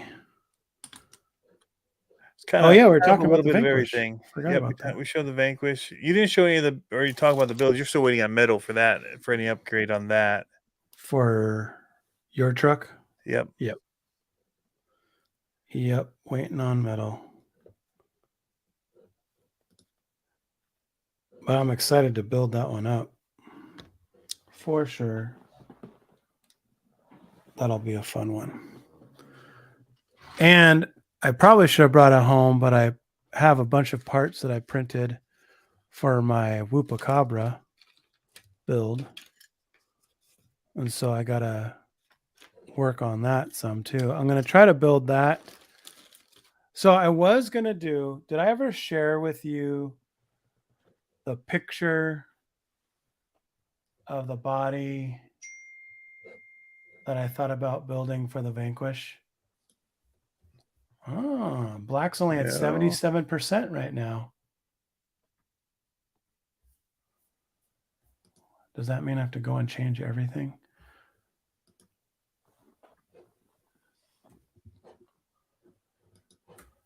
How do I can't just drag a picture onto the screen, huh? You have to share it through the screen sharing. We have no updates on the S66 build. We're still raising money for it. I need to do some artwork for it to make it. We talked to them about it. They're on board with it, and they're going to work out how to do it. But yeah. Okay, how do I share just this window? What's Jeff Brown saying he bought out? What, Jeff? I was asking you if you had something earlier. What was I asking? If he ordered? Oh, the new LGRP tires. Okay, here we go. I'm sharing something.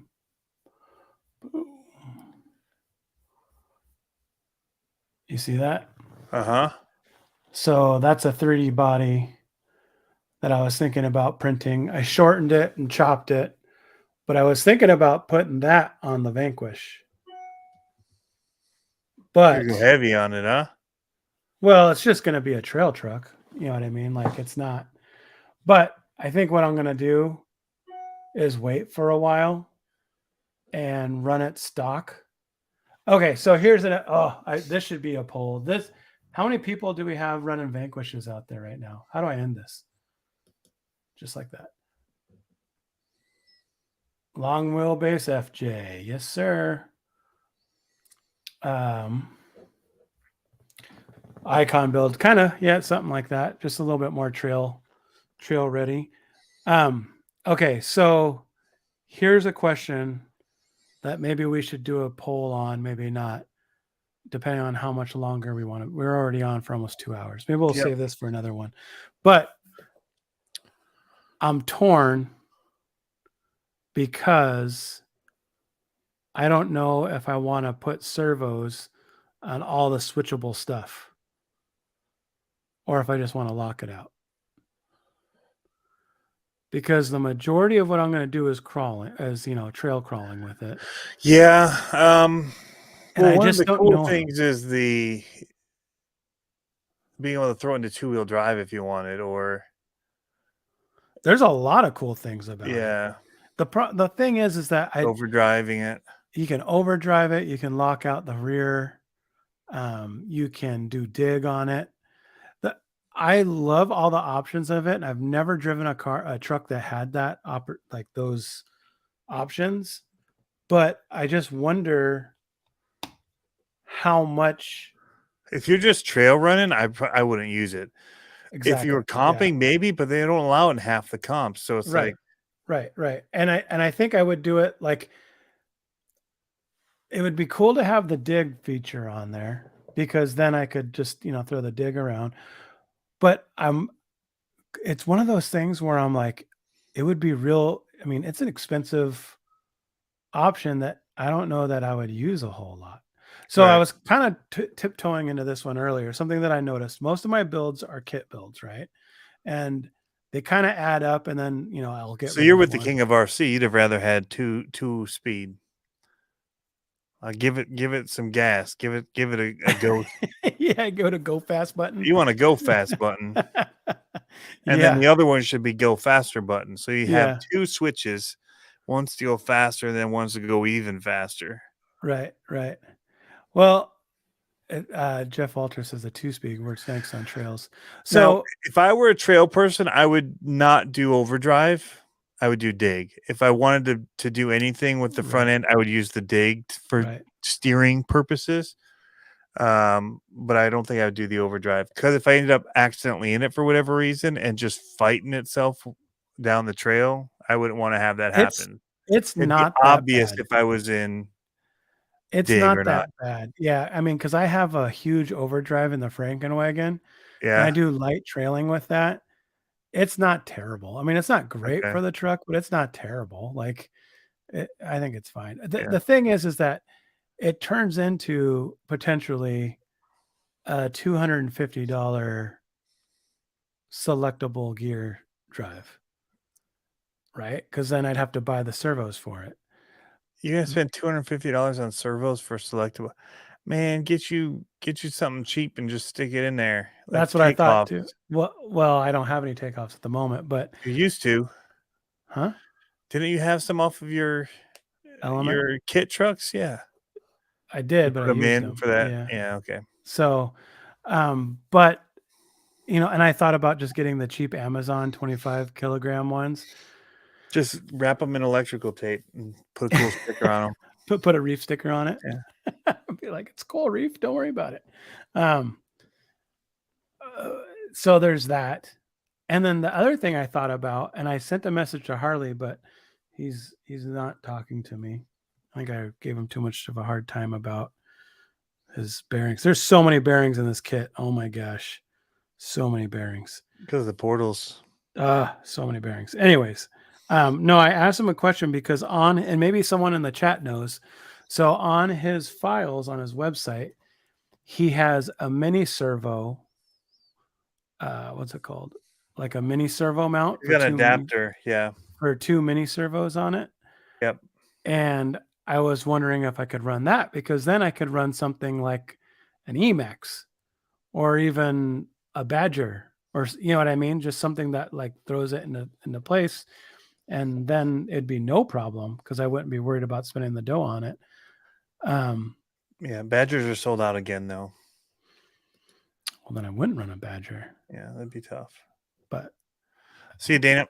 But at some point, you see what I'm saying about the servo thing. It's kind of okay. So getting back to what I was saying about the having all these kit trucks and all that, I think what I'm going to do is I have a couple drivetrains that I really like a Copperhead and a Holmes Hobby Puller Pro, and I have a Hobby Wing Axe, and I have another Puller Pro with a Mamba X, the big one, and then I have a Sidewinder with another Holmes Hobbies one. I think what I'm going to do is I'll get like maybe one more power train, and then that's it. Like, and so I'll cycle out the cars and like sell them or give them away as rollers, but then keep the guts and then just move those into every single car I have. That way I'm not like reinventing the wheel and repurchasing everything every time. Kind of good, like what you were talking about, not having to buy the newest, greatest thing every time. It's just kind of recycling this thing. Yeah, so he goes over that servo mount on the Truckster, but I don't know if there's clearance in that for the Phoenix body. That's because someone was mentioning, Meat Sweats was mentioning about that video. I love the name. Yeah. I love that you have to say it in order to reference him. So that Meat Sweats guy, yeah, he was saying, yeah, he had some mini mount stuff. But so the other thing that I wanted to do is I wanted to run the stock body for a while. I like the stock body. I do too, but just give it your own flavor. Well, yeah, and just going with the kind of marketing kind of stuff that I'm trying to like do when I do get kits like that, or like the element kits, just trying to keep it so that it's recognizable as what it is for a little bit, versus you need to put your own back end on it, like just yeah. Rad. The other thing I was looking at is Knights Customs has a really cool overlanding kit for it. Oh, so I was thinking about printing that up. Yeah, he's got a bunch of cool parts for it. Mm-hmm.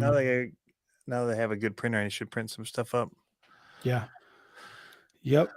So, yep. Jeff Walter was thinking the same thing, because it's kind of ridiculous thinking about like always having to buy a new motor and ESC and servo. Like motor, ESC, and servo, you're at $350-400 right there, right? Because like a motor and ESC, you're probably at $200 easy, $250.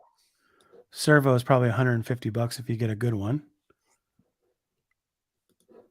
Yeah, adds up fast. So if I just swap out the same things over and over and over again, what I do need to get though is there's two that I'm looking at right now. I'd like to get, so you have one that you're going to put in your rig. Mercy Four-Wheel Drive has some killer goodies for the Phoenix body, Robert Pezza says. I'll have to check that out. Yeah, see though, I haven't used the Fusion. It's so nice. But I just like more power. They've got a 2300. Yeah. I run 35s, 38s all day. Just run on 4S. They won't run 4S. Recommend it. They don't run 4S. No, they don't, but I'm just saying, do it. So you sent me this to run on your build. Yeah, because it's heavy. Yeah. So, but I haven't done any of the new Reef servos. My last one was a Raw 500 was the newest version of anything that I got. The other ones are like the 777s, the 555s, the 444s. Great servos. I just don't have any of the new stuff. Yeah. So I'd like to see if there's any difference in going with the new stuff. Also, I kind of want to, don't say anything. Earmuffs Reef. I kind of want to try a Shift RC one. So technical difficulties. We've lost Pablo from the chat. He may or may not be back. I don't know. We'll see how his internet's going with the current winter storm they have blowing in from the west coast there. So I know California's been hit pretty good. And oh, there he is. Oh, hey, how's it going? What just happened? I don't know. I wasn't quick enough on the uptake, but they're pretty servos. I'm just saying. They're pretty. I'm just saying. Yeah. No, I know. And that's the thing. The other thing that I was really honestly thinking about, like, bro, seriously, a 900 and a 10th scale, like a heavy 10th scale. Is it necessary? Like, yes. I mean, mine, I'm running a 777. Yes, it is.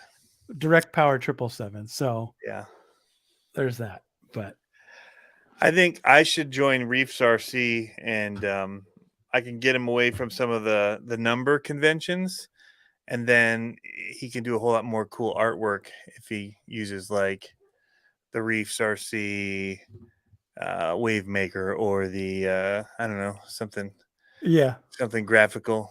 Yeah, his gears. Yeah, all the gears through it. Oh, that's actually pretty cool. Heck yeah, it's pretty cool. But so he could use his number system, but just put the gears on it. Is that what you're saying? I love his. I have the little dog head on it, spiked.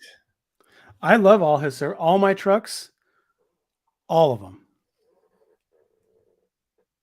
unless they're RTRs. All Reefs, all of them, even these little guys. Well, except for yours, but yours is a Reefs. Yeah. Yep. All of them. I love them, and I love how quiet they are. For those that don't know, the Mighty Chihuahua is made by Reefs RC. It's a great one. It's actually just, I mean, it's little 99 micro with a cool dog head on it. Are you sure that's not a bat? And we call it the Mighty Chihuahua. Look at those ears. And look at that necklace, man. It's like the punk rock Chihuahua of all time. Or a jester. Meat Sweats has something to chime in about this. He says, "Fight me, change my mind." Maybe I should post a picture, a change my mind post tomorrow. Would that be too inflammatory? You know what? Racing case. I have not run a Holmes Hobbies servo. I'm not against it. I have one. Do you? I should have sent it to put in that truck. You should have sent it to put in that truck. So I'm not against 900 it. Probably is overkill. Dude, I'm a Holmes Hobbies fangirl 100%. Like, I love my axe, but my Holmes Hobbies motors, top to bottom, brushed, brushless, best motors I've ever had. I have beat the snot. I've only had one go up in smoke, and I was thrashing on it hard, like thrashing on it, doing stuff that you shouldn't do with that type of motor. It was an 8-turn crawler motor, and I was running it 3S in a monster truck doing freestyle. It's like, come on, like, I'm just asking for trouble. But yeah, solid motors, like top, and I am not sponsored. Stuff too, man. Yeah, and that's what I really like. I'm not sponsored by Holmes. I don't have any affiliation with them, but I will preach from the mountaintops how much I love those motors. Looking for a motor sponsorship. You really love his motors? Or are you just saying that? No, I really love his motors. I love Lamp. I love Lamp.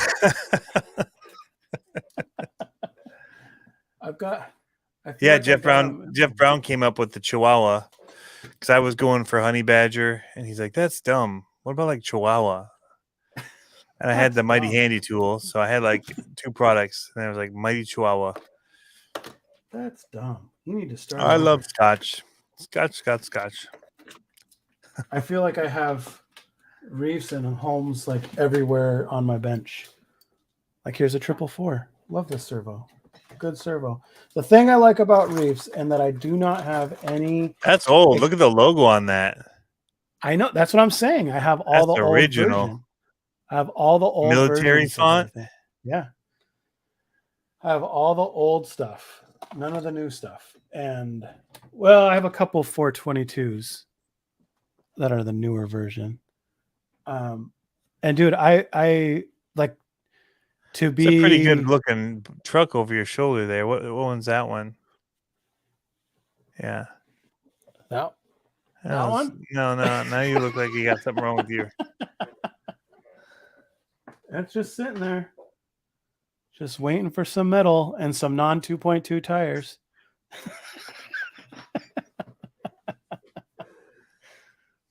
I called Tony on Monday. I was like, hey, dummy, we don't run 2.2s over here. He's like, what? What? He thought he bought the 2.2 rings. Yeah. I was like, no. It's the tires. 2.2s. Curses. Yeah. Yeah. Bad news. Bad news. That was the thing I was going to ask, if anyone's running a shift, if they're loud. That's one thing that I cannot stand. Is a loud freaking servo. I hate them. Loud noises. That's what you call the servo. A loud noises servo. Yes, I'll be there Thursday, Jeff. I saw your question. I forgot to answer. I will be there Thursday with I need to do some practicing because I did terrible last week. Wow. I'm going to use that. I'm going to use that as a reel. I need to do some practicing as yes. Is that the Duke Cannon chapstick? It is. That's the one I have. That's the one I have, man. Yep. Cannon balm. I love offensively large sunscreen lip balm. Offensively large. That's my EDC right here. Oh yeah. All day. Big everyday carry and no unnecessary. It's not. I feel like I could use it on my knuckles right now. They're a little. So I am not a lotion man, but they make something like this that it's called Bloody Knuckles. I have it. Yep. Yeah, and it actually, I'm not a lotion man, but in the winter when I'm working in the shop, my hands get they hurt because they get so dry. And here, I've got something for you to use for your new truck. Ready? This is what you need for electronics. Yeah, ready? Me. Yep. No. That's what your new Vanquish needs. No, that would be on so that would be on par with iguanas. Yeah. I might as well just paint it like an iguana and punt it. So last week I got like a 50 something for score for the comp, and I don't usually get that high. I hit like the second gate. Bam. I'm like, well, that's over, like I'm done at this point because I didn't know how easy the course was. I was looking at it and I was like, I don't need a winch for this. I'm good. Bam. Yeah. So then I was just like, I'm not going to use a winch. I'm just going to roll the course. Yeah. Why tear up time? So I just went for it. 53. I think I hit 4 gates on the first table. Yeah. That's like my son. He can crawl and he can find good lines, but sometimes he goes out there for these little comps, and I'm like I feel like the Days of Thunder.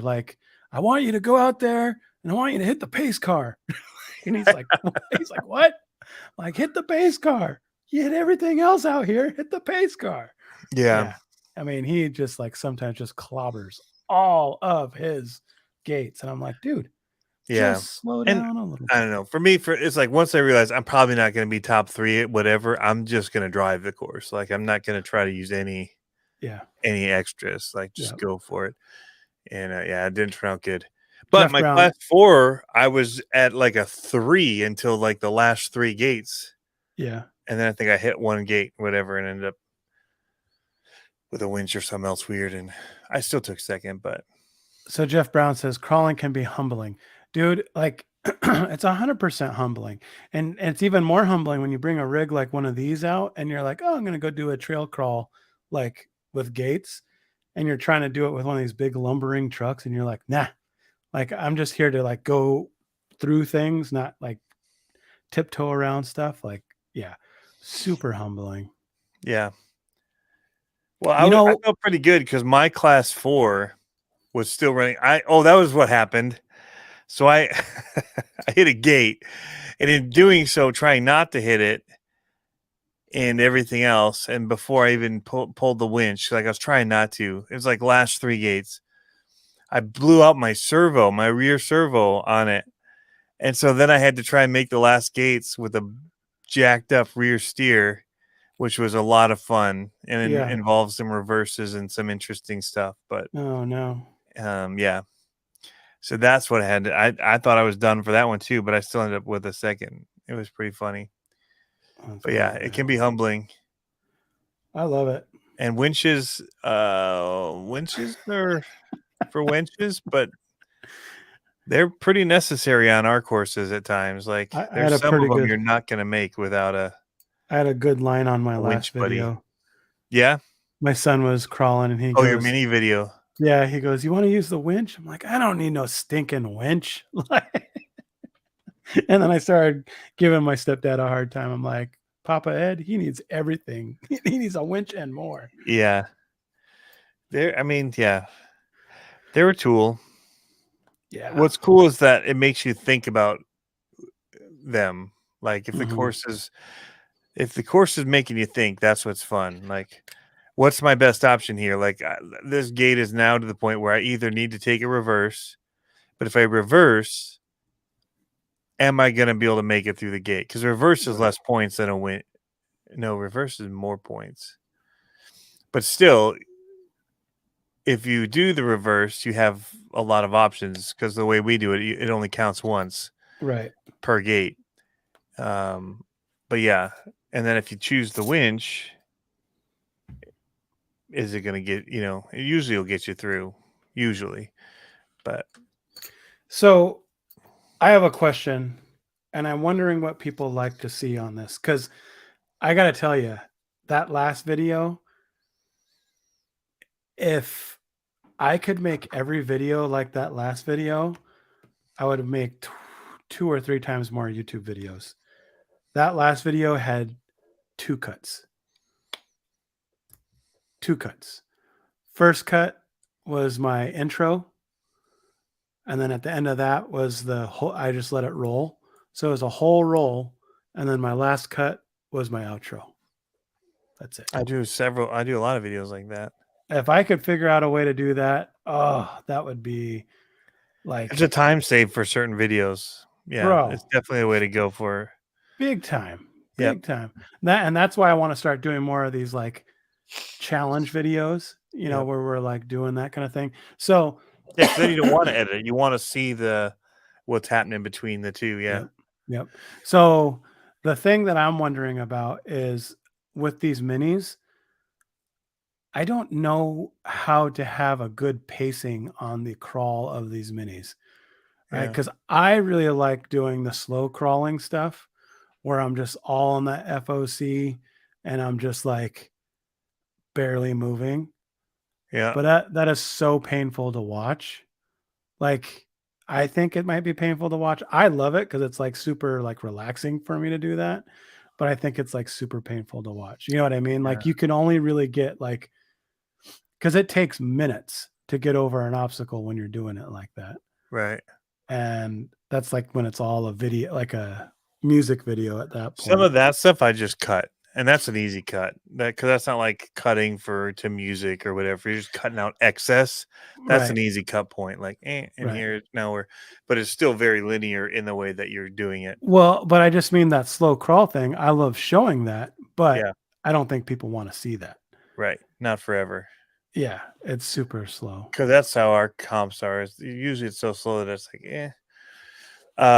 unless somebody's giving commentary as things are going, that changes things because there's something's moving and letting people know that something's happening. Yep. Brian Kochner, are you going to get into the NSDRC micro winches or the reefs one? I guess they've got them to do it for real on the 24s. No, I don't think so. Packing in already is kind of a pain with everything. And it's just a slowdown. Things are already so slow for us the way that we run. That it's faster. Well, and I feel like I don't know, so I'm just saying this just on my basing it off of my knowing what a servo winch is like. I feel like it would be very unrealistic on a 24 scale because it would just drag a 24 scale across the floor. Like, Right. you know what I mean? Like, yeah. So it becomes a thing where you have to know how to use it, but it just seems way too powerful. Like, we don't. I mean, you have to have winch points to winch to. Then, so either we're gonna have to add them to the courses and think about it when we're setting gates, or like right now we don't have to worry about that because we pretend we're winching to somebody else, or that somebody else is winching us. Yeah. That would be on the trail with us as next a help. time, I'd like you to get a little scale towel to put over your winch line so you can see how much sagging there is. Right. That would be awesome. So, in the way that Jeff has it set up is, I have a winch line, I think, right here. Usually there's winch lines everywhere. But it's attached to a stake now. So, the person operating it has to put it in one spot, and it's tied to it, and so they will literally. Let me just tighten this up. That sounds great, by the way. Can you hear all that clicking? All of it. But spin it so that it's actually like a winch going in for tension and winch out from one point. And it's just fast. And it, that's way better than what we were doing with hands, and people were moving and they were pulling on it and from different directions to help people through. So it does make it feel a little bit more realistic, but I think the speed thing, and then there's so many people that don't have a winch and aren't going to come with a winch, that it just levels the playing field of everybody.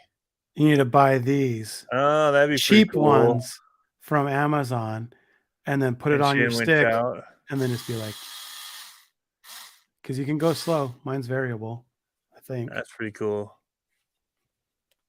So I would use the winch more, and so this is the truth for me as well with the comps. Like, is this truth? I think that I use the winches more when I'm out just scaling with buddies and trying to do stuff more realistic for video than I would for comp stuff. Yeah. Because half the winches that they use in those anyway are kind of, I mean, when you see the rigs inside of the way that it's spooling up from they're not like a real looking. So there's only so much realism. I use the Warn winch on like my Jeep front bumper. Yeah. Which is the weak point anyway, because it's like a plastic bumper and it flexes and it's just fun. Like, I have this funny video. We went to one of those. We have festival, like it's called Warrior Weekend. I just see the ASMR tingles and stuff in the comments, so I couldn't help myself. So we have this thing called Warrior Weekend, which is like a mini Axial Fest or whatever, Pro Line by the Fire S kind of thing. And we were out crawling, and somehow my daughter, she made friends with another girl. And so my wife ended up taking her truck over and driving with me and Jay King RC. So we're out there driving, and me and him are totally geeking out. I have one of these LED lights mounted to my selfie stick, so I could, and because it was a night run, so I had it mounted to my selfie stick, so it would take, light up the whole thing, and we'd had the car's lights on it. It just looked cool at night. And then one of us gets stuck, and I was like, "Wait!" And all of a sudden, I'm like, "Me." Well, that's part of it. Like it's so slow to pull in and out and wait. Yeah. Well, and so my wife, you hear her in the background, "Are you kidding me?" She goes, "You're not seriously doing this, are you?" And I'm like, "Oh, we're doing this." I mean, with my kids and stuff, it's their favorite thing is to get stuck and have to winch out of stuff. But usually then we're also with other people, so we just winch onto the back of their truck, or you don't know, that's or what's there's fun. trees and there's all this other stuff. Flip someone over. That's what you're gonna love about having a truck like this, that has a steel cage to it, is that if you get someone to hook onto you and right you, it is like the most gratifying thing because the truck is so heavy. It's like, yeah, and it's like you can hear the winch like, and the car that's trying to pull you, if he's not anchored, it'll drag the car, and so it'll just be like, pow, pow, pow, pow. Yeah, that's super cool. So I would love to do winches for the minis, and I see it in the future at big events. I don't see it on the dailies, at least on the ones that we do Thursday nights, maybe on our Sunday morning ones where they're more actual comp. But even then, it's such a limiting factor, and they're so hard to squeeze into half the trucks. Yeah. I think that's probably my biggest deterrent is that I can barely get my battery into most of my trucks. You know what I mean? Yeah. Like trying to fit a winch somewhere. Yeah. I mean, I think it's cool. But yeah, it's kind of like my selectable gear transmission. It's like how I have a winch. You can't have them upright. You got to have that internal spool. Really, it feels like for any of them. Yeah, you have it upright, man. Right. Or well, do they make internal spool micro servo winches? I don't know. I don't think I haven't kept up. I know that Reef had one in NSTRC. Well, they have the ones that have the spool on the outside, though. Yeah. I don't think they have the micro or the internal. You could set it sideways in there. Yeah. If it's out there, I've got at least one. Yep, I feel yeah. Speaking of something that I got that I was excited about, in my motor, I finally got a Smokin' Motors Club sticker. Yeah. I've wanted one of those for a long time. That comes with all of that. Those motors have been selling like crazy. They're sweet motors, dude. That's what's in this ride. No internal spool yet. Dang. Okay. Yeah, so they're just hard to mount, especially if you're going to start going with some of the rule classes that people are doing with how the bodies have to be and all that. It'd make a real winch even harder to mount in certain classes. Rules. Rules. We don't need no rules. For me, I like it if we, I like courses that don't require one. That maybe there's one where you have to do a reverse or whatever to set something up or whatever. But I like driver courses. Mm-hmm. But I just think it's more of a 10 scale. I don't think it translates very well to 24 scale. I mean, like I said, I don't have much experience with it. I haven't seen an electric one. I've seen kinetic winches being used before, and those are cool, but they just don't seem very scale. I think they're really cool, and I like the way that they work, but they just don't really seem to fall into that kind of scaleness to me of 24 scale. I mean, and at the end of the day, I'm kind of talking out of both sides of my mouth because the 24 scale stuff, when you're comp crawling, really isn't that scale either. You know what I mean? Like, 10 scale is more.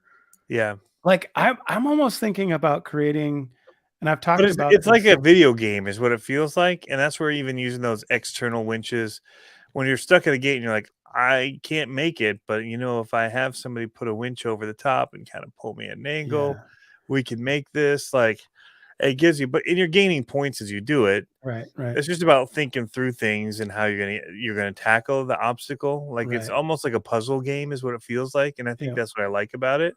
Yeah. But yeah, it's not scale. No, I think that's what I want to do more. Is I want to bring. I think over the summer, I'm going to figure out, and that's kind of what I'm planning on doing with my course back here, is creating a place where we can have a one-on-one, like a mano-a-mano kind of crawl. But it's like, it's not necessarily an open, but you can bring your LCG, you can bring your trail truck, and it's just a matter of getting through it. Like none of this progress stuff. We're just basic points, rollovers. If you winch, it's this, and that's it. You know what I mean? Yeah. And scale points don't really, maybe we would do something that, but it's like, I don't care about that. It's just more of like the competition of like, can you do this or can you not do this? Because there's definitely, I mean, and there's no question that my bug, that the trail amped bug, the Bicho Sendero, that thing can outcrawl 90% of my rigs. Wow. But it's because of it's got that Holmes Hobbies 10 shooter motor on it, and it's like low CG, and just like it's like it's super creepy crawly, and my other ones are just more scale, but they can like power through stuff and look cool, but that one's just got a lot more finesse. Yeah. But I'm excited for that this summer. I think like the winches that we do, I do think it'd be cool to have them where they are on the cars.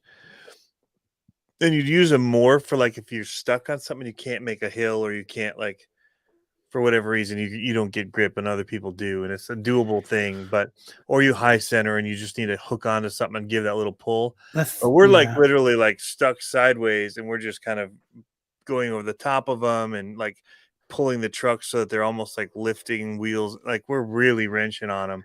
It's not like it's not a help. It's like a little help. It's like you won't make the gate unless you literally like contort your truck using a winch. The thing I don't like, it's not a driver thing. That's really an assist from your judge, and you may not have a good judge like me, and you slam the person into a gate like I did to my son, and I had to wait for payback when I was driving because I knew it was coming.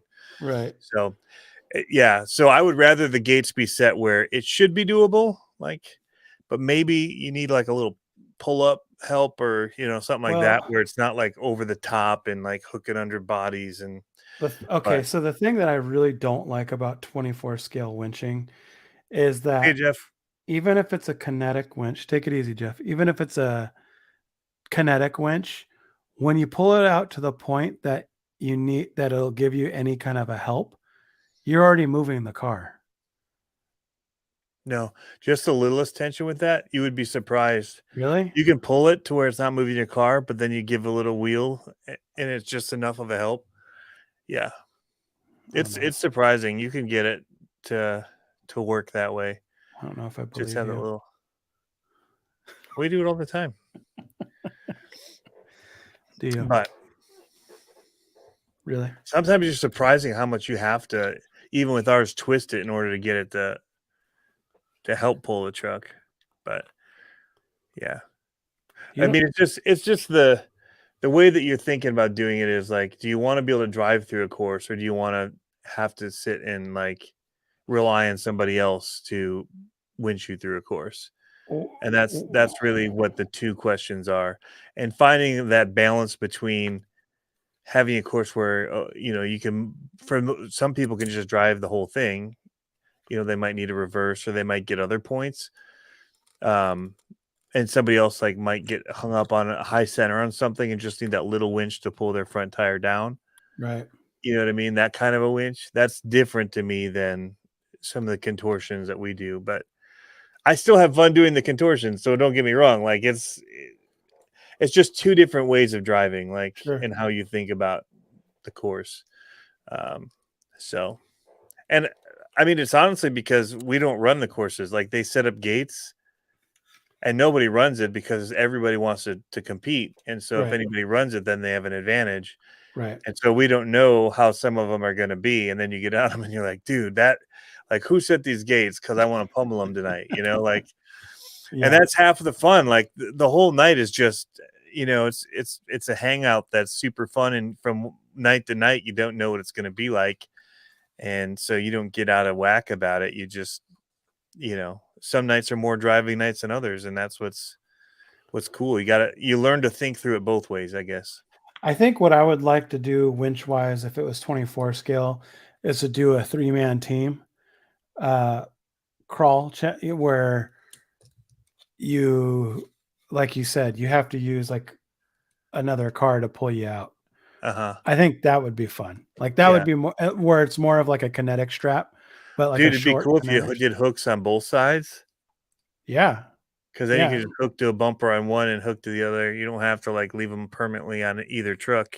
Right. That's what I mean. I think that would be a lot of fun, because then you could get two of your buddies out there and make teams, and then go across, and just have them hook and that, because it's not as easy as you think, because like when my son and I are going out and playing, and one of us will give someone a bump to get them over, but then that person is stuck on the backside of that bump and they have to figure out how to get over or use a tow strap or whatever. Yeah. I think that's Alex has a fun idea. Have a class 1, 2, and 3 truck as a team. Oh, that'd be cool. So they all have different needs as you go through it. That'd be cool. But he also says he's the problem. Yeah, he's been really working on the courses there like crazy. Him and Jeff are coming up with some crazy stuff for us. But yeah, we have a good time. That's why we keep going back for it. Yeah. It's competitive, but it's not. It doesn't feel like uber competitive. It's a lot of laughs and a lot of making fun of each other, in good fun. Right. So there you go. Big tire Willys. I like it. I think it looks dope. And it's going to have your gold hippos underneath. And then your little baby Goliath. I'm torn. Don't make it too much on it. Like, huh? You get too much weight for those motors, and what electronics is it? Stock.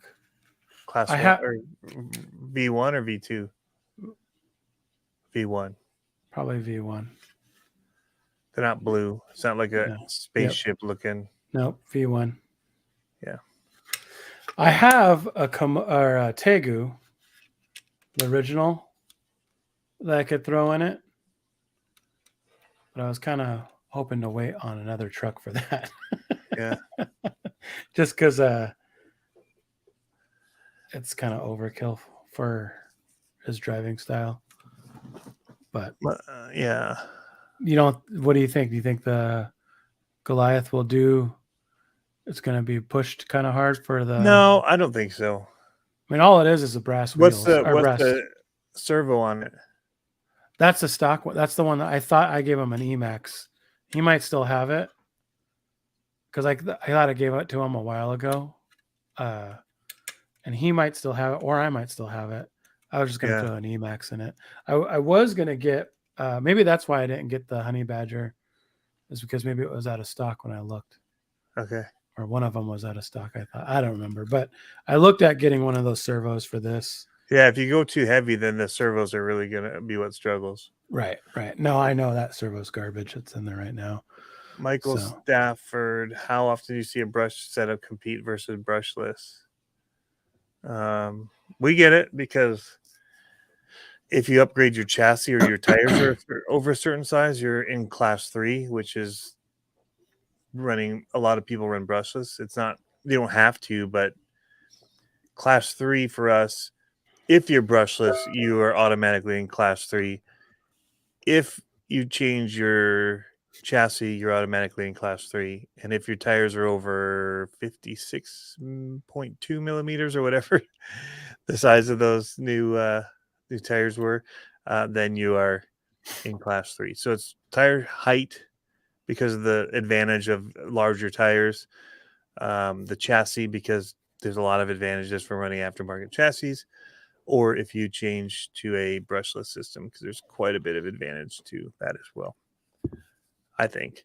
I mean, especially now, if you look at, and it doesn't matter, but the AX24, like that new package in that, when you start putting weight to it, the motors really struggle. And it may be because the dual servos. Yeah, you're getting brown out. Power, from that ESC system that runs that.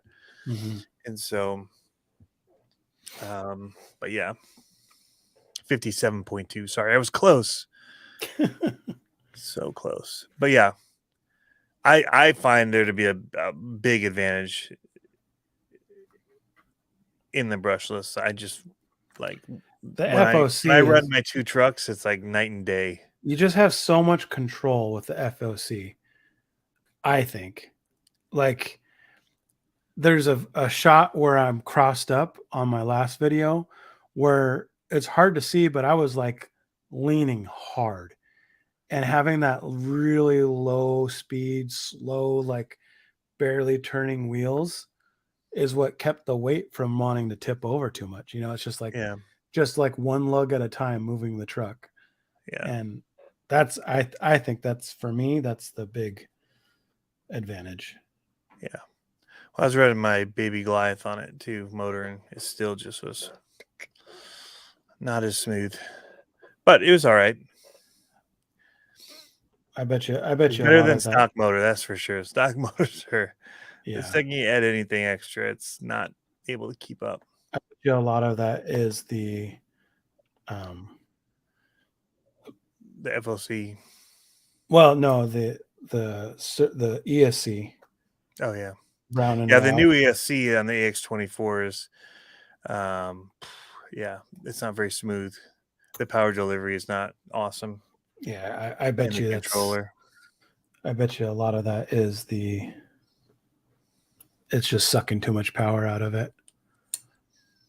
FOC is the absolute bomb. He agrees with me. I agree, Ryan. Yep. Oh, I got one of those what is it, blueberry motors I need to install. What's that? Never heard of her. It's like that purple blue. It's actually right here. Oh, is that the little guy racing one? The mofo one. Oh. I don't know why people call it blueberry. It's totally purple to me. But yeah, that looks purple to me. Is it Outrunner? Yep. That's cool. Little pancake. Small guy. So I was going to replace, I have that mofoed out chassis, his ugly AF. Mm-hmm. And I'm running the what's his mini motor Outrunner. I like the bigger motors. Is that the Big Show or whatever he calls it? No, Big Block. No, he had a Nano Beast. That's it. Oh, okay. I'm gonna type it in. Nano Beast. Revenge of Pancake. That's what they're calling it. So I was going to blueberry something one day. There's another one that he has. Very purpley to me. And I don't remember what it was called, but that's the one I wanted to get for this truck. Oh no. That's what I wanted to get for this truck if we were going to convert it. Remember how I had the monster truck tires on it? And it looks sick. I was going to do that for this truck, but then opted out because I think the plan is going to be getting a TRX4M and turning that into a monster truck instead. I love my TRX4M monster truck. I haven't driven it a whole lot, but it's just that much cooler. We need to do that comp still. I know. You need to send me those jumps again. Okay. So I can get them printing. My printer's not running nonstop. These wheels right now. Dude, these wheels and tires look so much better on this truck. Yeah. Compared to those ones. Now I just need to make some kind of something to cover over all the internal little side plates. Oh. Monster plates or something. Yeah. I know. He wants to change the body too. I'm like, come on, man. What's up, Hemi Storm? We're just about ready to get off. We've been going for 2.5 hours, dude. I know. It's crazy. Hours. About the about a lot of stuff. Or 0.3, just ordered so 0.3. I was thinking about Hemi Storm's voice when I made a couple short videos of this build that I'm doing with the Vanquish. And for those people that are computer nerds, I was like, this, like, everything, like when I was thinking about what I was going to say in the voiceover, everything was coming out in the Johnny Ive voice from Apple. And so I was like, I need Hemi Storm to do this like voiceover for me. Like, it's just like, because it was so like I wanted to like just put it on a white backdrop and it just be like, like Hemi Storm and Harley must have just got off like a phone call or something. They both dropped in. He missed all your VP talk. I know. I was fangirling. Hopefully, he doesn't rewind it and watch any of that. Yikes! It was pretty bad. It was good stuff. I was gushing. You were gushing. It was pretty bad in that way. It was. Yes. Just saying. But I did have one piece of hate on it. Harley Designs. But we heard that it was potentially a bad batch. Round ones. Round one. What was it? The shock color rings. Shock colors. Yep. That was only bad. I was like, I don't remember. Mine were easy, dude. Yeah. And you developed a cool E-clip catching tool. Yes. Pablo's Magic Sack. Yes. E-clip catcher. TM. Going on sale shortly. Yep. Buy one, get 3 free. Yep. Yeah. It's a what's it called? My dime sack. Yes. Material change caused shrinkage. Yes. Yep. I was fighting it, dude. I was fighting it. I flipped them over. Shrinkage, and then you had it inside of your Pablo's Magic Sack for a little bit.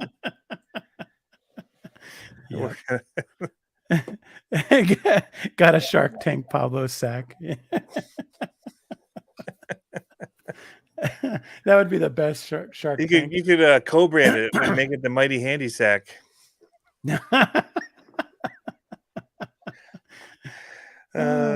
Yes. You were taking that razor blade to the sack, though. That wasn't very pleasant to watch. No, it was a little scary. I thought you were going to cut yourself. Well, that was another thing where I channeled my Harley, that blade. Gold blades, yeah, it's probably original. I bet it's rusted. I thought you were testing the sharpness because you're sitting there like going through the thing over and over, and I'm like, nope, it's actually not cutting. Yeah, no, and this one, when I was working on those Beats headphones, I'm like I have a whole set of like these tiny micro pry bars and stuff. And what did I use? I used my X-Acto blade, and I'm sitting here trying to pry it open. And what happens? The tip breaks right off in there, and I'm like, well, that means you have to replace it, so that's good. Yeah. But you know what those are? You know what I use those for? I have one of them that I use. What, X-Acto knife? Yeah, I use it for applying stickers. Oh, really?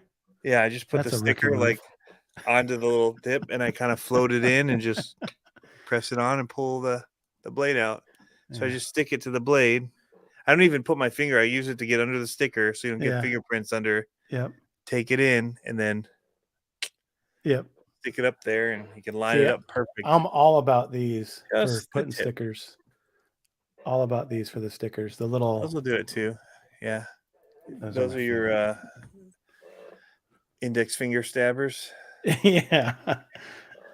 I do have to say, I don't know what it was. I don't have to say this, but I'm going to say this.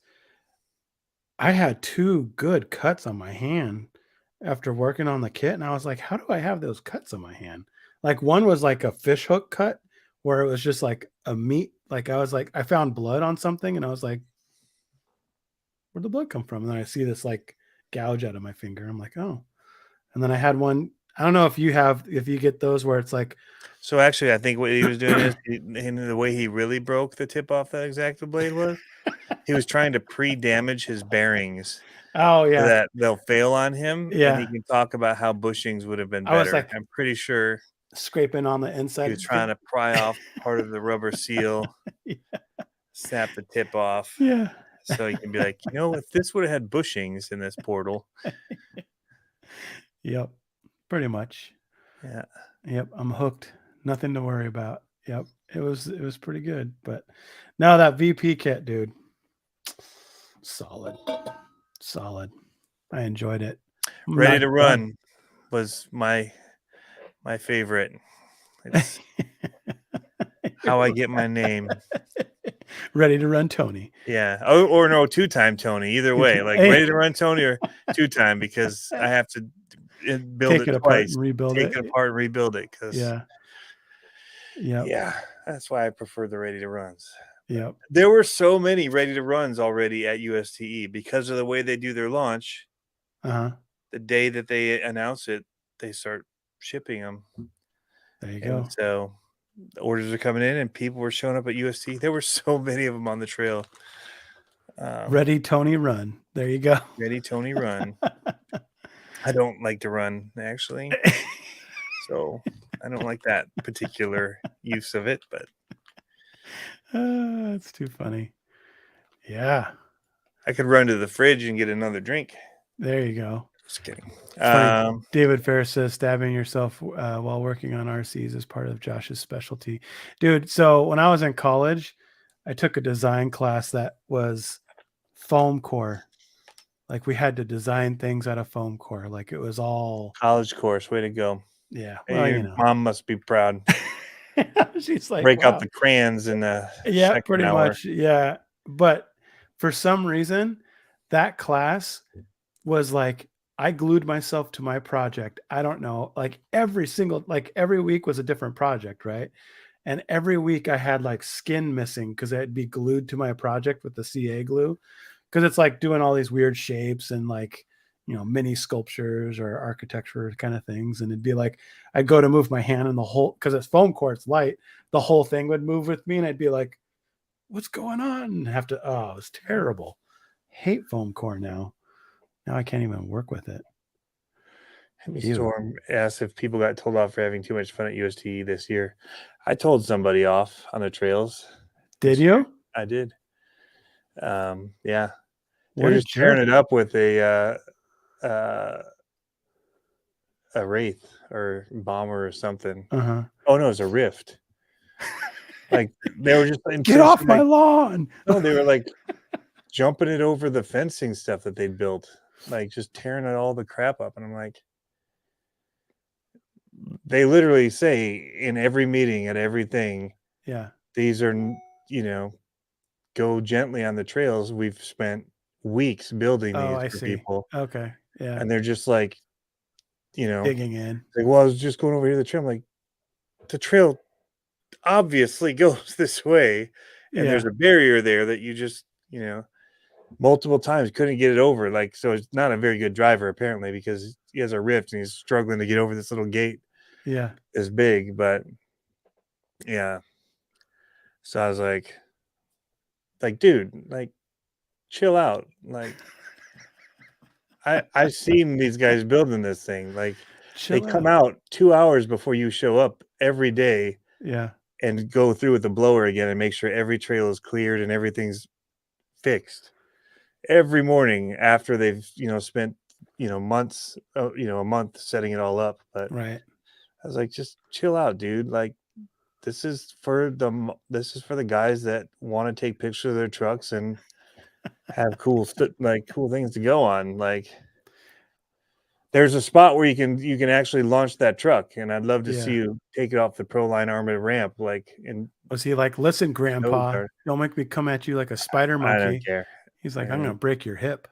Yeah. I didn't care. Oh wow. I'm out there with my 20-pound bowling ball camera on my shoulder. So yeah. That's awesome. That's funny. And people were out there with trucks like that and driving them normal, but sure, like they were just being tools. And I was just like, dude, like, come on.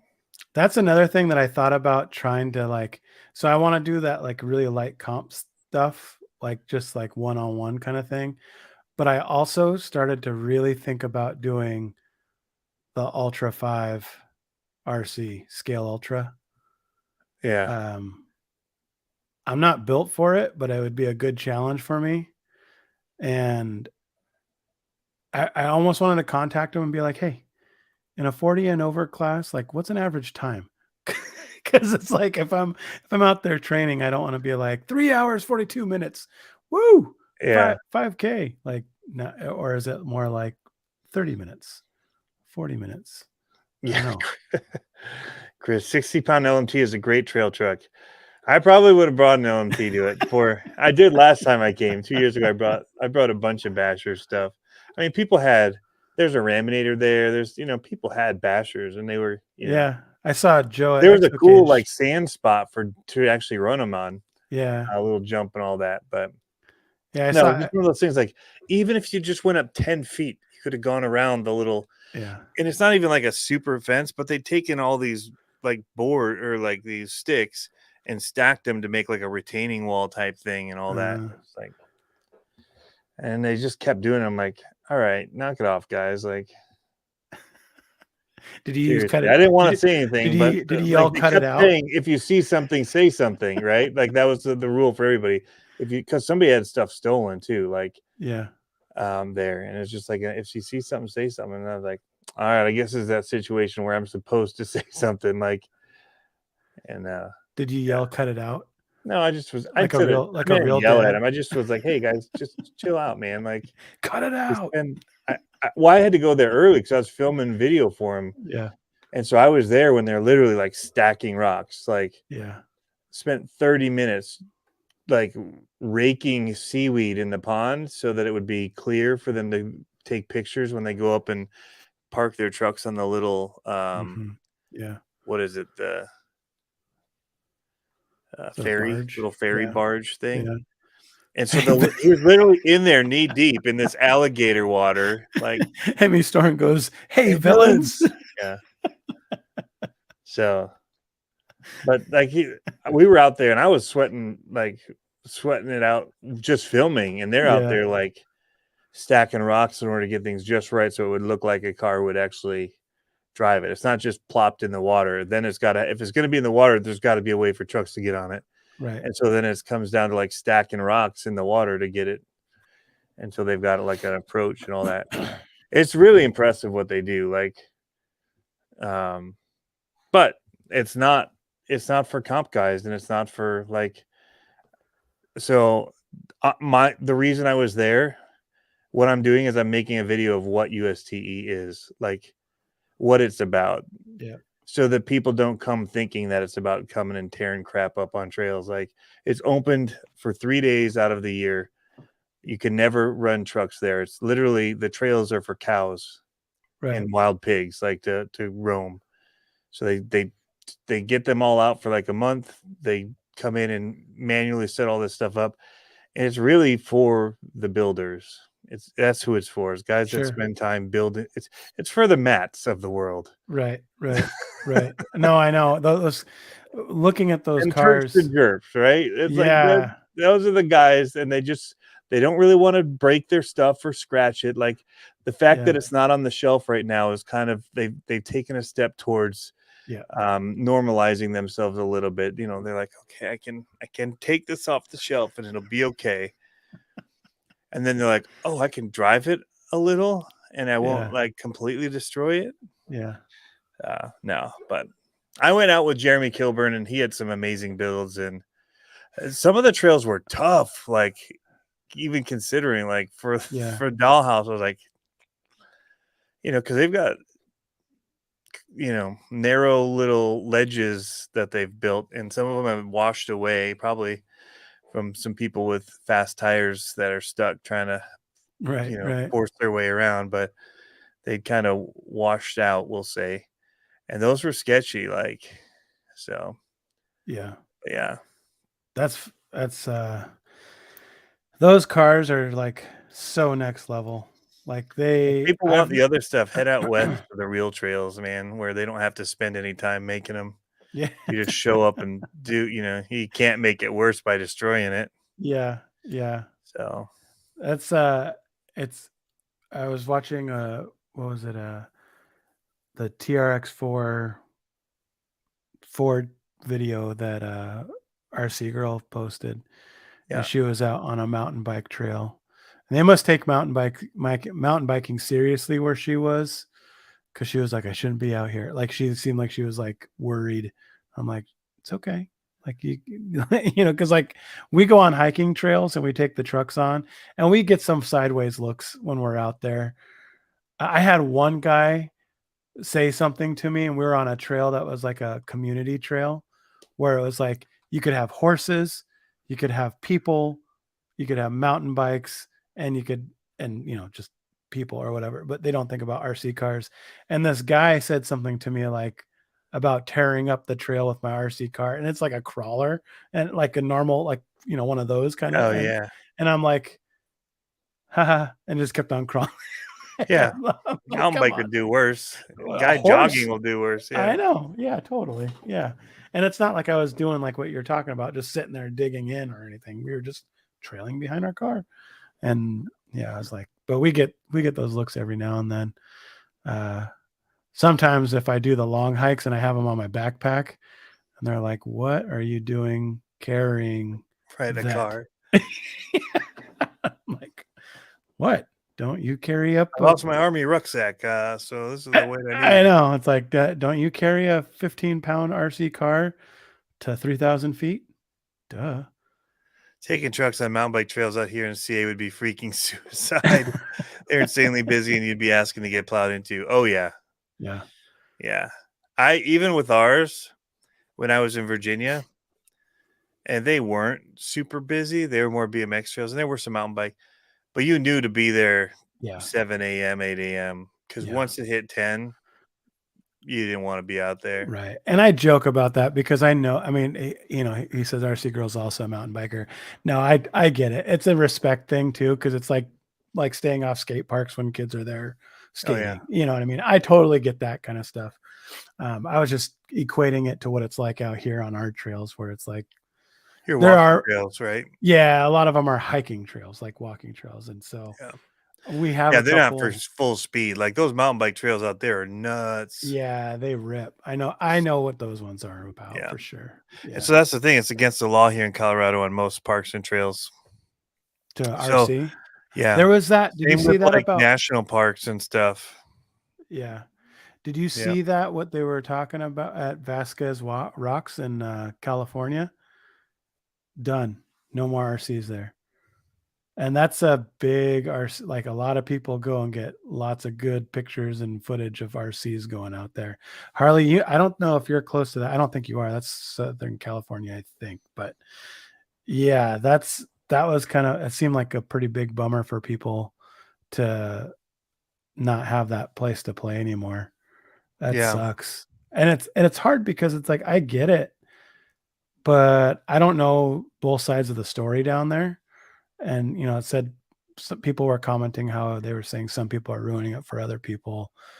I didn't know if it was about the litter or whatnot, or if it's about deteriorating the trail and the rock. But to me, I'm like, I don't know. Like, people need to get outside and get off their phones and play. You know what I mean? Like, it's a tough one. I'm all about it's not like an overly crowded area where you'd run into other stuff. I don't know. Yeah. And for me, it's like, I'm all about conserving. I love being outdoors. Like I'm all about hiking with my RC. Like I love that. And I'm all about trail stewardship and conserving outdoors, all that kind of stuff. But I also think that there should be, some kind of like grace when it comes to that. Yeah. See, Amy says it's White out right at the quarry, which was such a cool place. Yeah. So he was allowed to run there. More people came. Trash was being thrown, even lipos. Yeah. Oh, wow. Yeah. That's crazy. Lipos? I can't even fathom doing. I can't even fathom doing that. Like, lipo.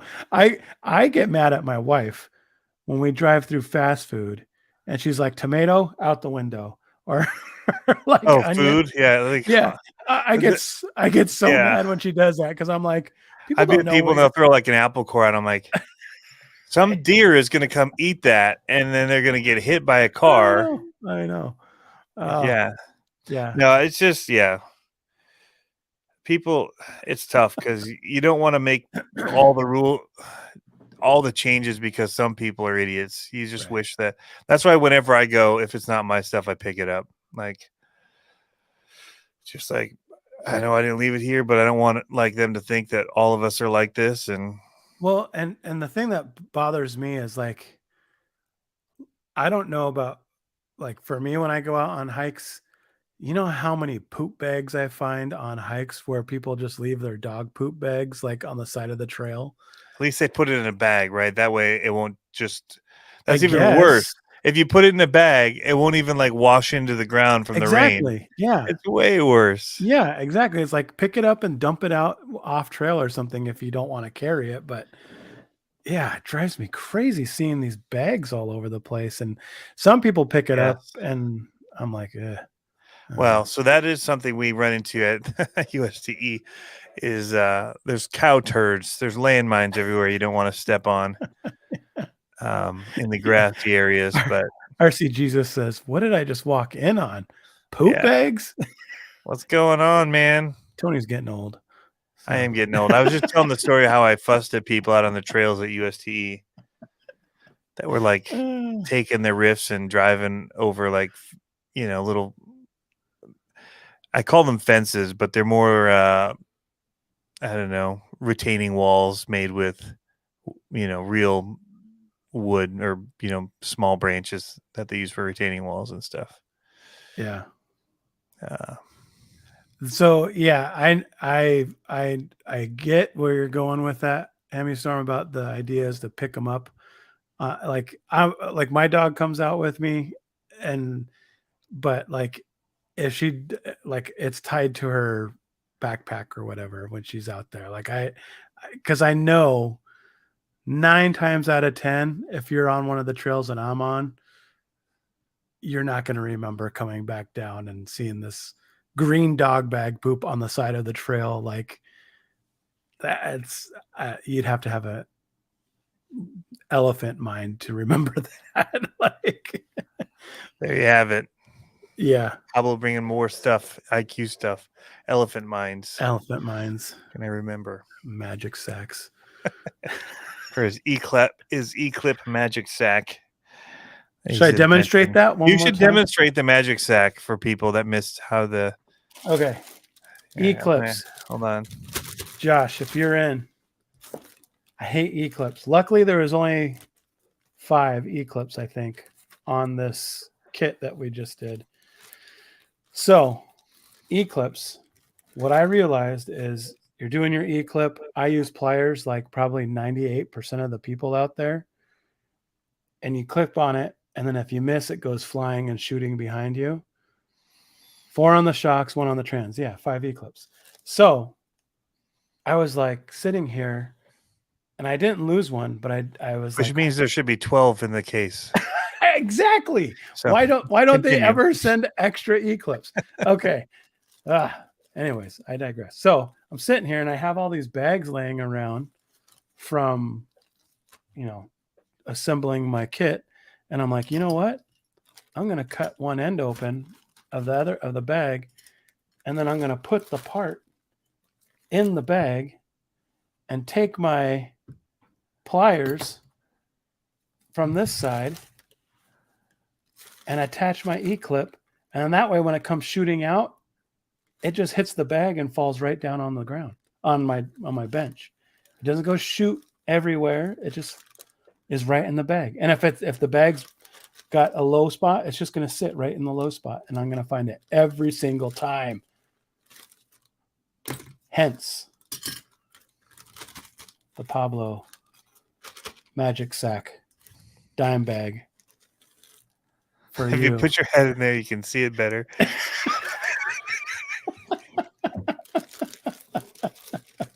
I'm like I can't. It doesn't fit. I can't. Elephant head problems. Yeah, it is. Yes. I'm telling you, right? It's like simple. I just reinvented the mousetrap, and it's better than those stupid Eclipse. Why? Why don't they send you out like 4 extra Eclipse? Does it really hurt the bottom line that much? Are Eclipse really that expensive? I do remember a very brilliant man asking that one time in a very non-brilliant way, if I recall. It's very, very redneck. Oh, really? Version. There's a whole ramble about somewhere. There's 1 extra of each size. There you go. Oh, I think you're right. It's in the little T. So then, now the problem is if there's only 1 extra one, you think you forgot one somewhere. But if you give us like 5, we're just like exactly, yeah, bonus bag. Just storing these away. That's the worst. And then you get through the kit and like you get through bag B or C or whatever, and you have like 1 more extra 10mm screw, and then you're going back through and you're like, and then in bag F, all of a sudden you're back to 0 on screws Not necessarily for this kit. I'm just saying kits in general. Then all of a sudden you're back to even on screws and you don't have that screw and you're like, why'd they give me one more screw in bag B? So have you done a choose your own adventure build kit yet? No. What's that? It's a kit where you have multiple options available. And so then when you get done with a bag and you look down and there's so many parts left over, you're just like, I didn't do something right. Like, why are there so many screws here? Or like, yeah. Or they come back to it later at the build and you're like, oh, okay. Those screws are now being used. That's what I'm saying. Later on. That's what I'm saying. Like they're left over from bag B and you get through like 4 more bags and then all of a sudden you're like, and then you use them. Yeah. Yeah. I don't get it. I mean, I'm sure it's a pain in the ass to design. It's like worse than IKEA, right? Like making. I was saying earlier how I have to order the samples just to make sure that the thing that it's made to fit will fit. Yeah. Because if you don't order the sample, you get it and it doesn't fit, and now you have 500 of them, and you're like, cool. Right. Plot building. Yeah. But yeah, the choose your own adventure ones are great. I'll have more to say about that in a few weeks, I think. But my no kit year has already had. Yeah, it is. A couple of kits to go here. That's funny. I'm all about it. But that kit has been a lot of fun. Or like this. Is this See David Fairs? Is this a plastic extra lockout? Or is this just an extra piece? Because it looks just like the metal lockout, maybe a little smaller. Josh is going to type in. Oh, you forgot. That goes in the transmission. Yeah. When I built mine, that goes in the transmission. Where? It's like second step. You're lying.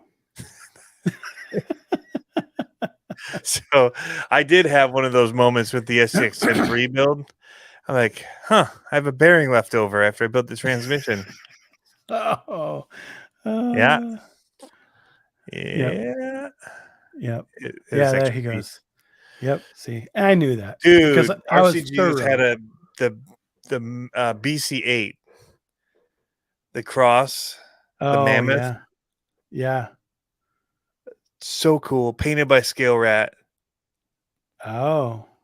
It was awesome. Yeah. But that's cool. I would love to have one, but I will never build one. Ever. See, ever. I don't like models. And it's part model. It's a lot of model and part RC. Yeah. See, I feel glue. Like I graduated after building this VP kit. I really do. Like I feel like, you know what?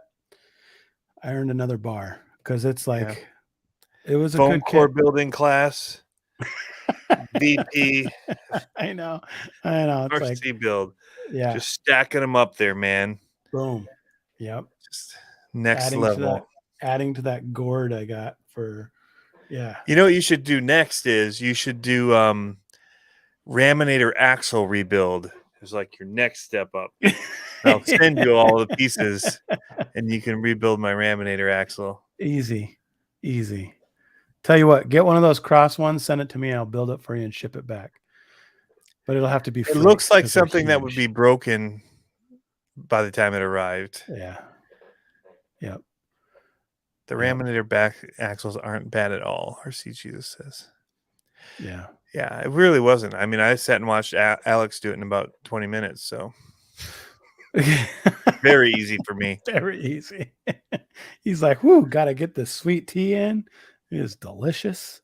Yeah. I'm like, I'll just keep handing you these little shop wipes. You can wipe the grease and dirt off your hands since I haven't cleaned this thing in a bit. Yeah. But no, those all those screws backed out and just chewed up the inside of that case, and one of them just ate it, man. Just that was impressive. Yeah, it was impressive. We tried to get it out with a screwdriver, and that thing was fused to the axle case. It was very impressive. Alex goes, "Hold the light still." Yeah, hold on. Yeah. Now I was like, "Do you need this tool?" Ping. Yeah. Yeah. That's awesome. See, I like that idea of working on things with real tools. That's man, if you didn't have the big L wrenches for leverage, like trying to use the screwdriver ones, not gonna do it. Not gonna break those. You need the T-bars. I have the sets of T-bars The at my T-bars shop. bend, dude. No. Like at least the ones I have, they literally you see them twist. Yeah, it's you got to get better tools, Tony. If yours are twisting. Harbor Freight. Chris, take it easy, buddy. The Harbor Freight doesn't make good T-bars, Tony. Sorry. I didn't get Harbor Freight. I got it True Value Hardware. Okay. You got to get a real set of machinist T-bars that are like, you can like basically put a fulcrum on it and twist it. So those are awesome. So RCGS just said how easy it was to work on the axles and followed it up with the Raminator sucks to work on.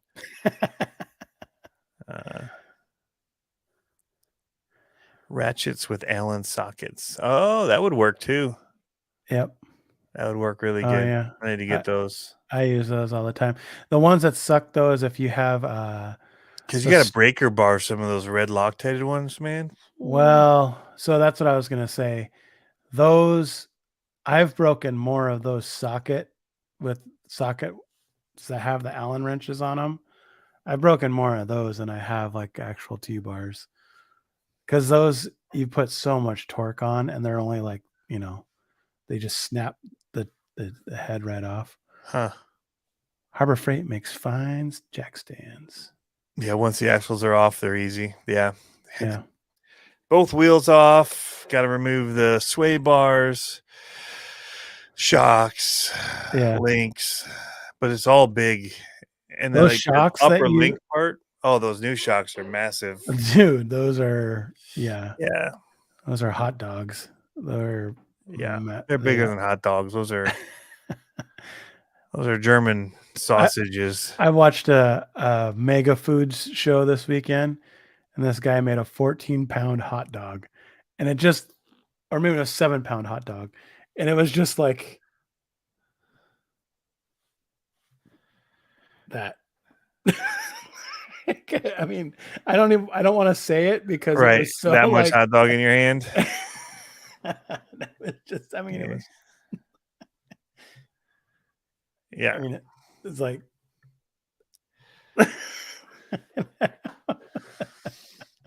It was an impressive tuna can, like just, and it even had the ends of it that looked like the hot dog. I mean, I just peed. I can relate.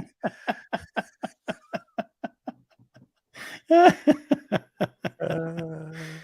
saying. Oh my goodness. I used RC 4-wheel drive jack stands to work on the Raminator mining truck. Yeah.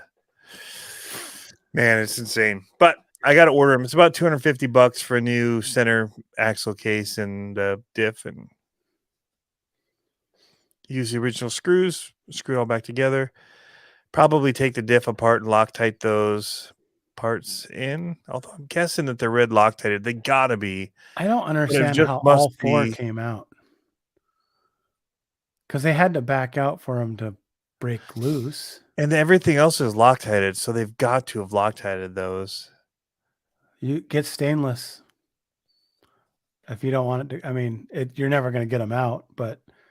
Stainless and Loctite it? Yeah. I mean, it'll never come out, but you're going to break something. He's asking if the hardware backed out. Here, I've got a photo of it. Here. So this is where one of the screws in that upper part, upper left, is fused to the axle case. It's like the screw head. Yeah. Yeah, the screw head came out of the diff. So were they up that and then finally locked up, and were they countersunk screws? You can see it better here. Yeah. Okay. Yeah. I looked at it and I was like, is that a countersunk screw that just dished in? So all four of them snapped off. That's crazy. So they backed out, and then that one must have locked up against the axle and locked the whole diff up. Yeah. And it was still trying to spin, and so it must have just sheared them off under the power. Yep. That he's saying stainless is softer. Yeah, you. That's what I mean. Like you're not going to get it out, but it's not going to come out either with a stainless if it's Loctite, because the stainless will stretch. Mine's the V2.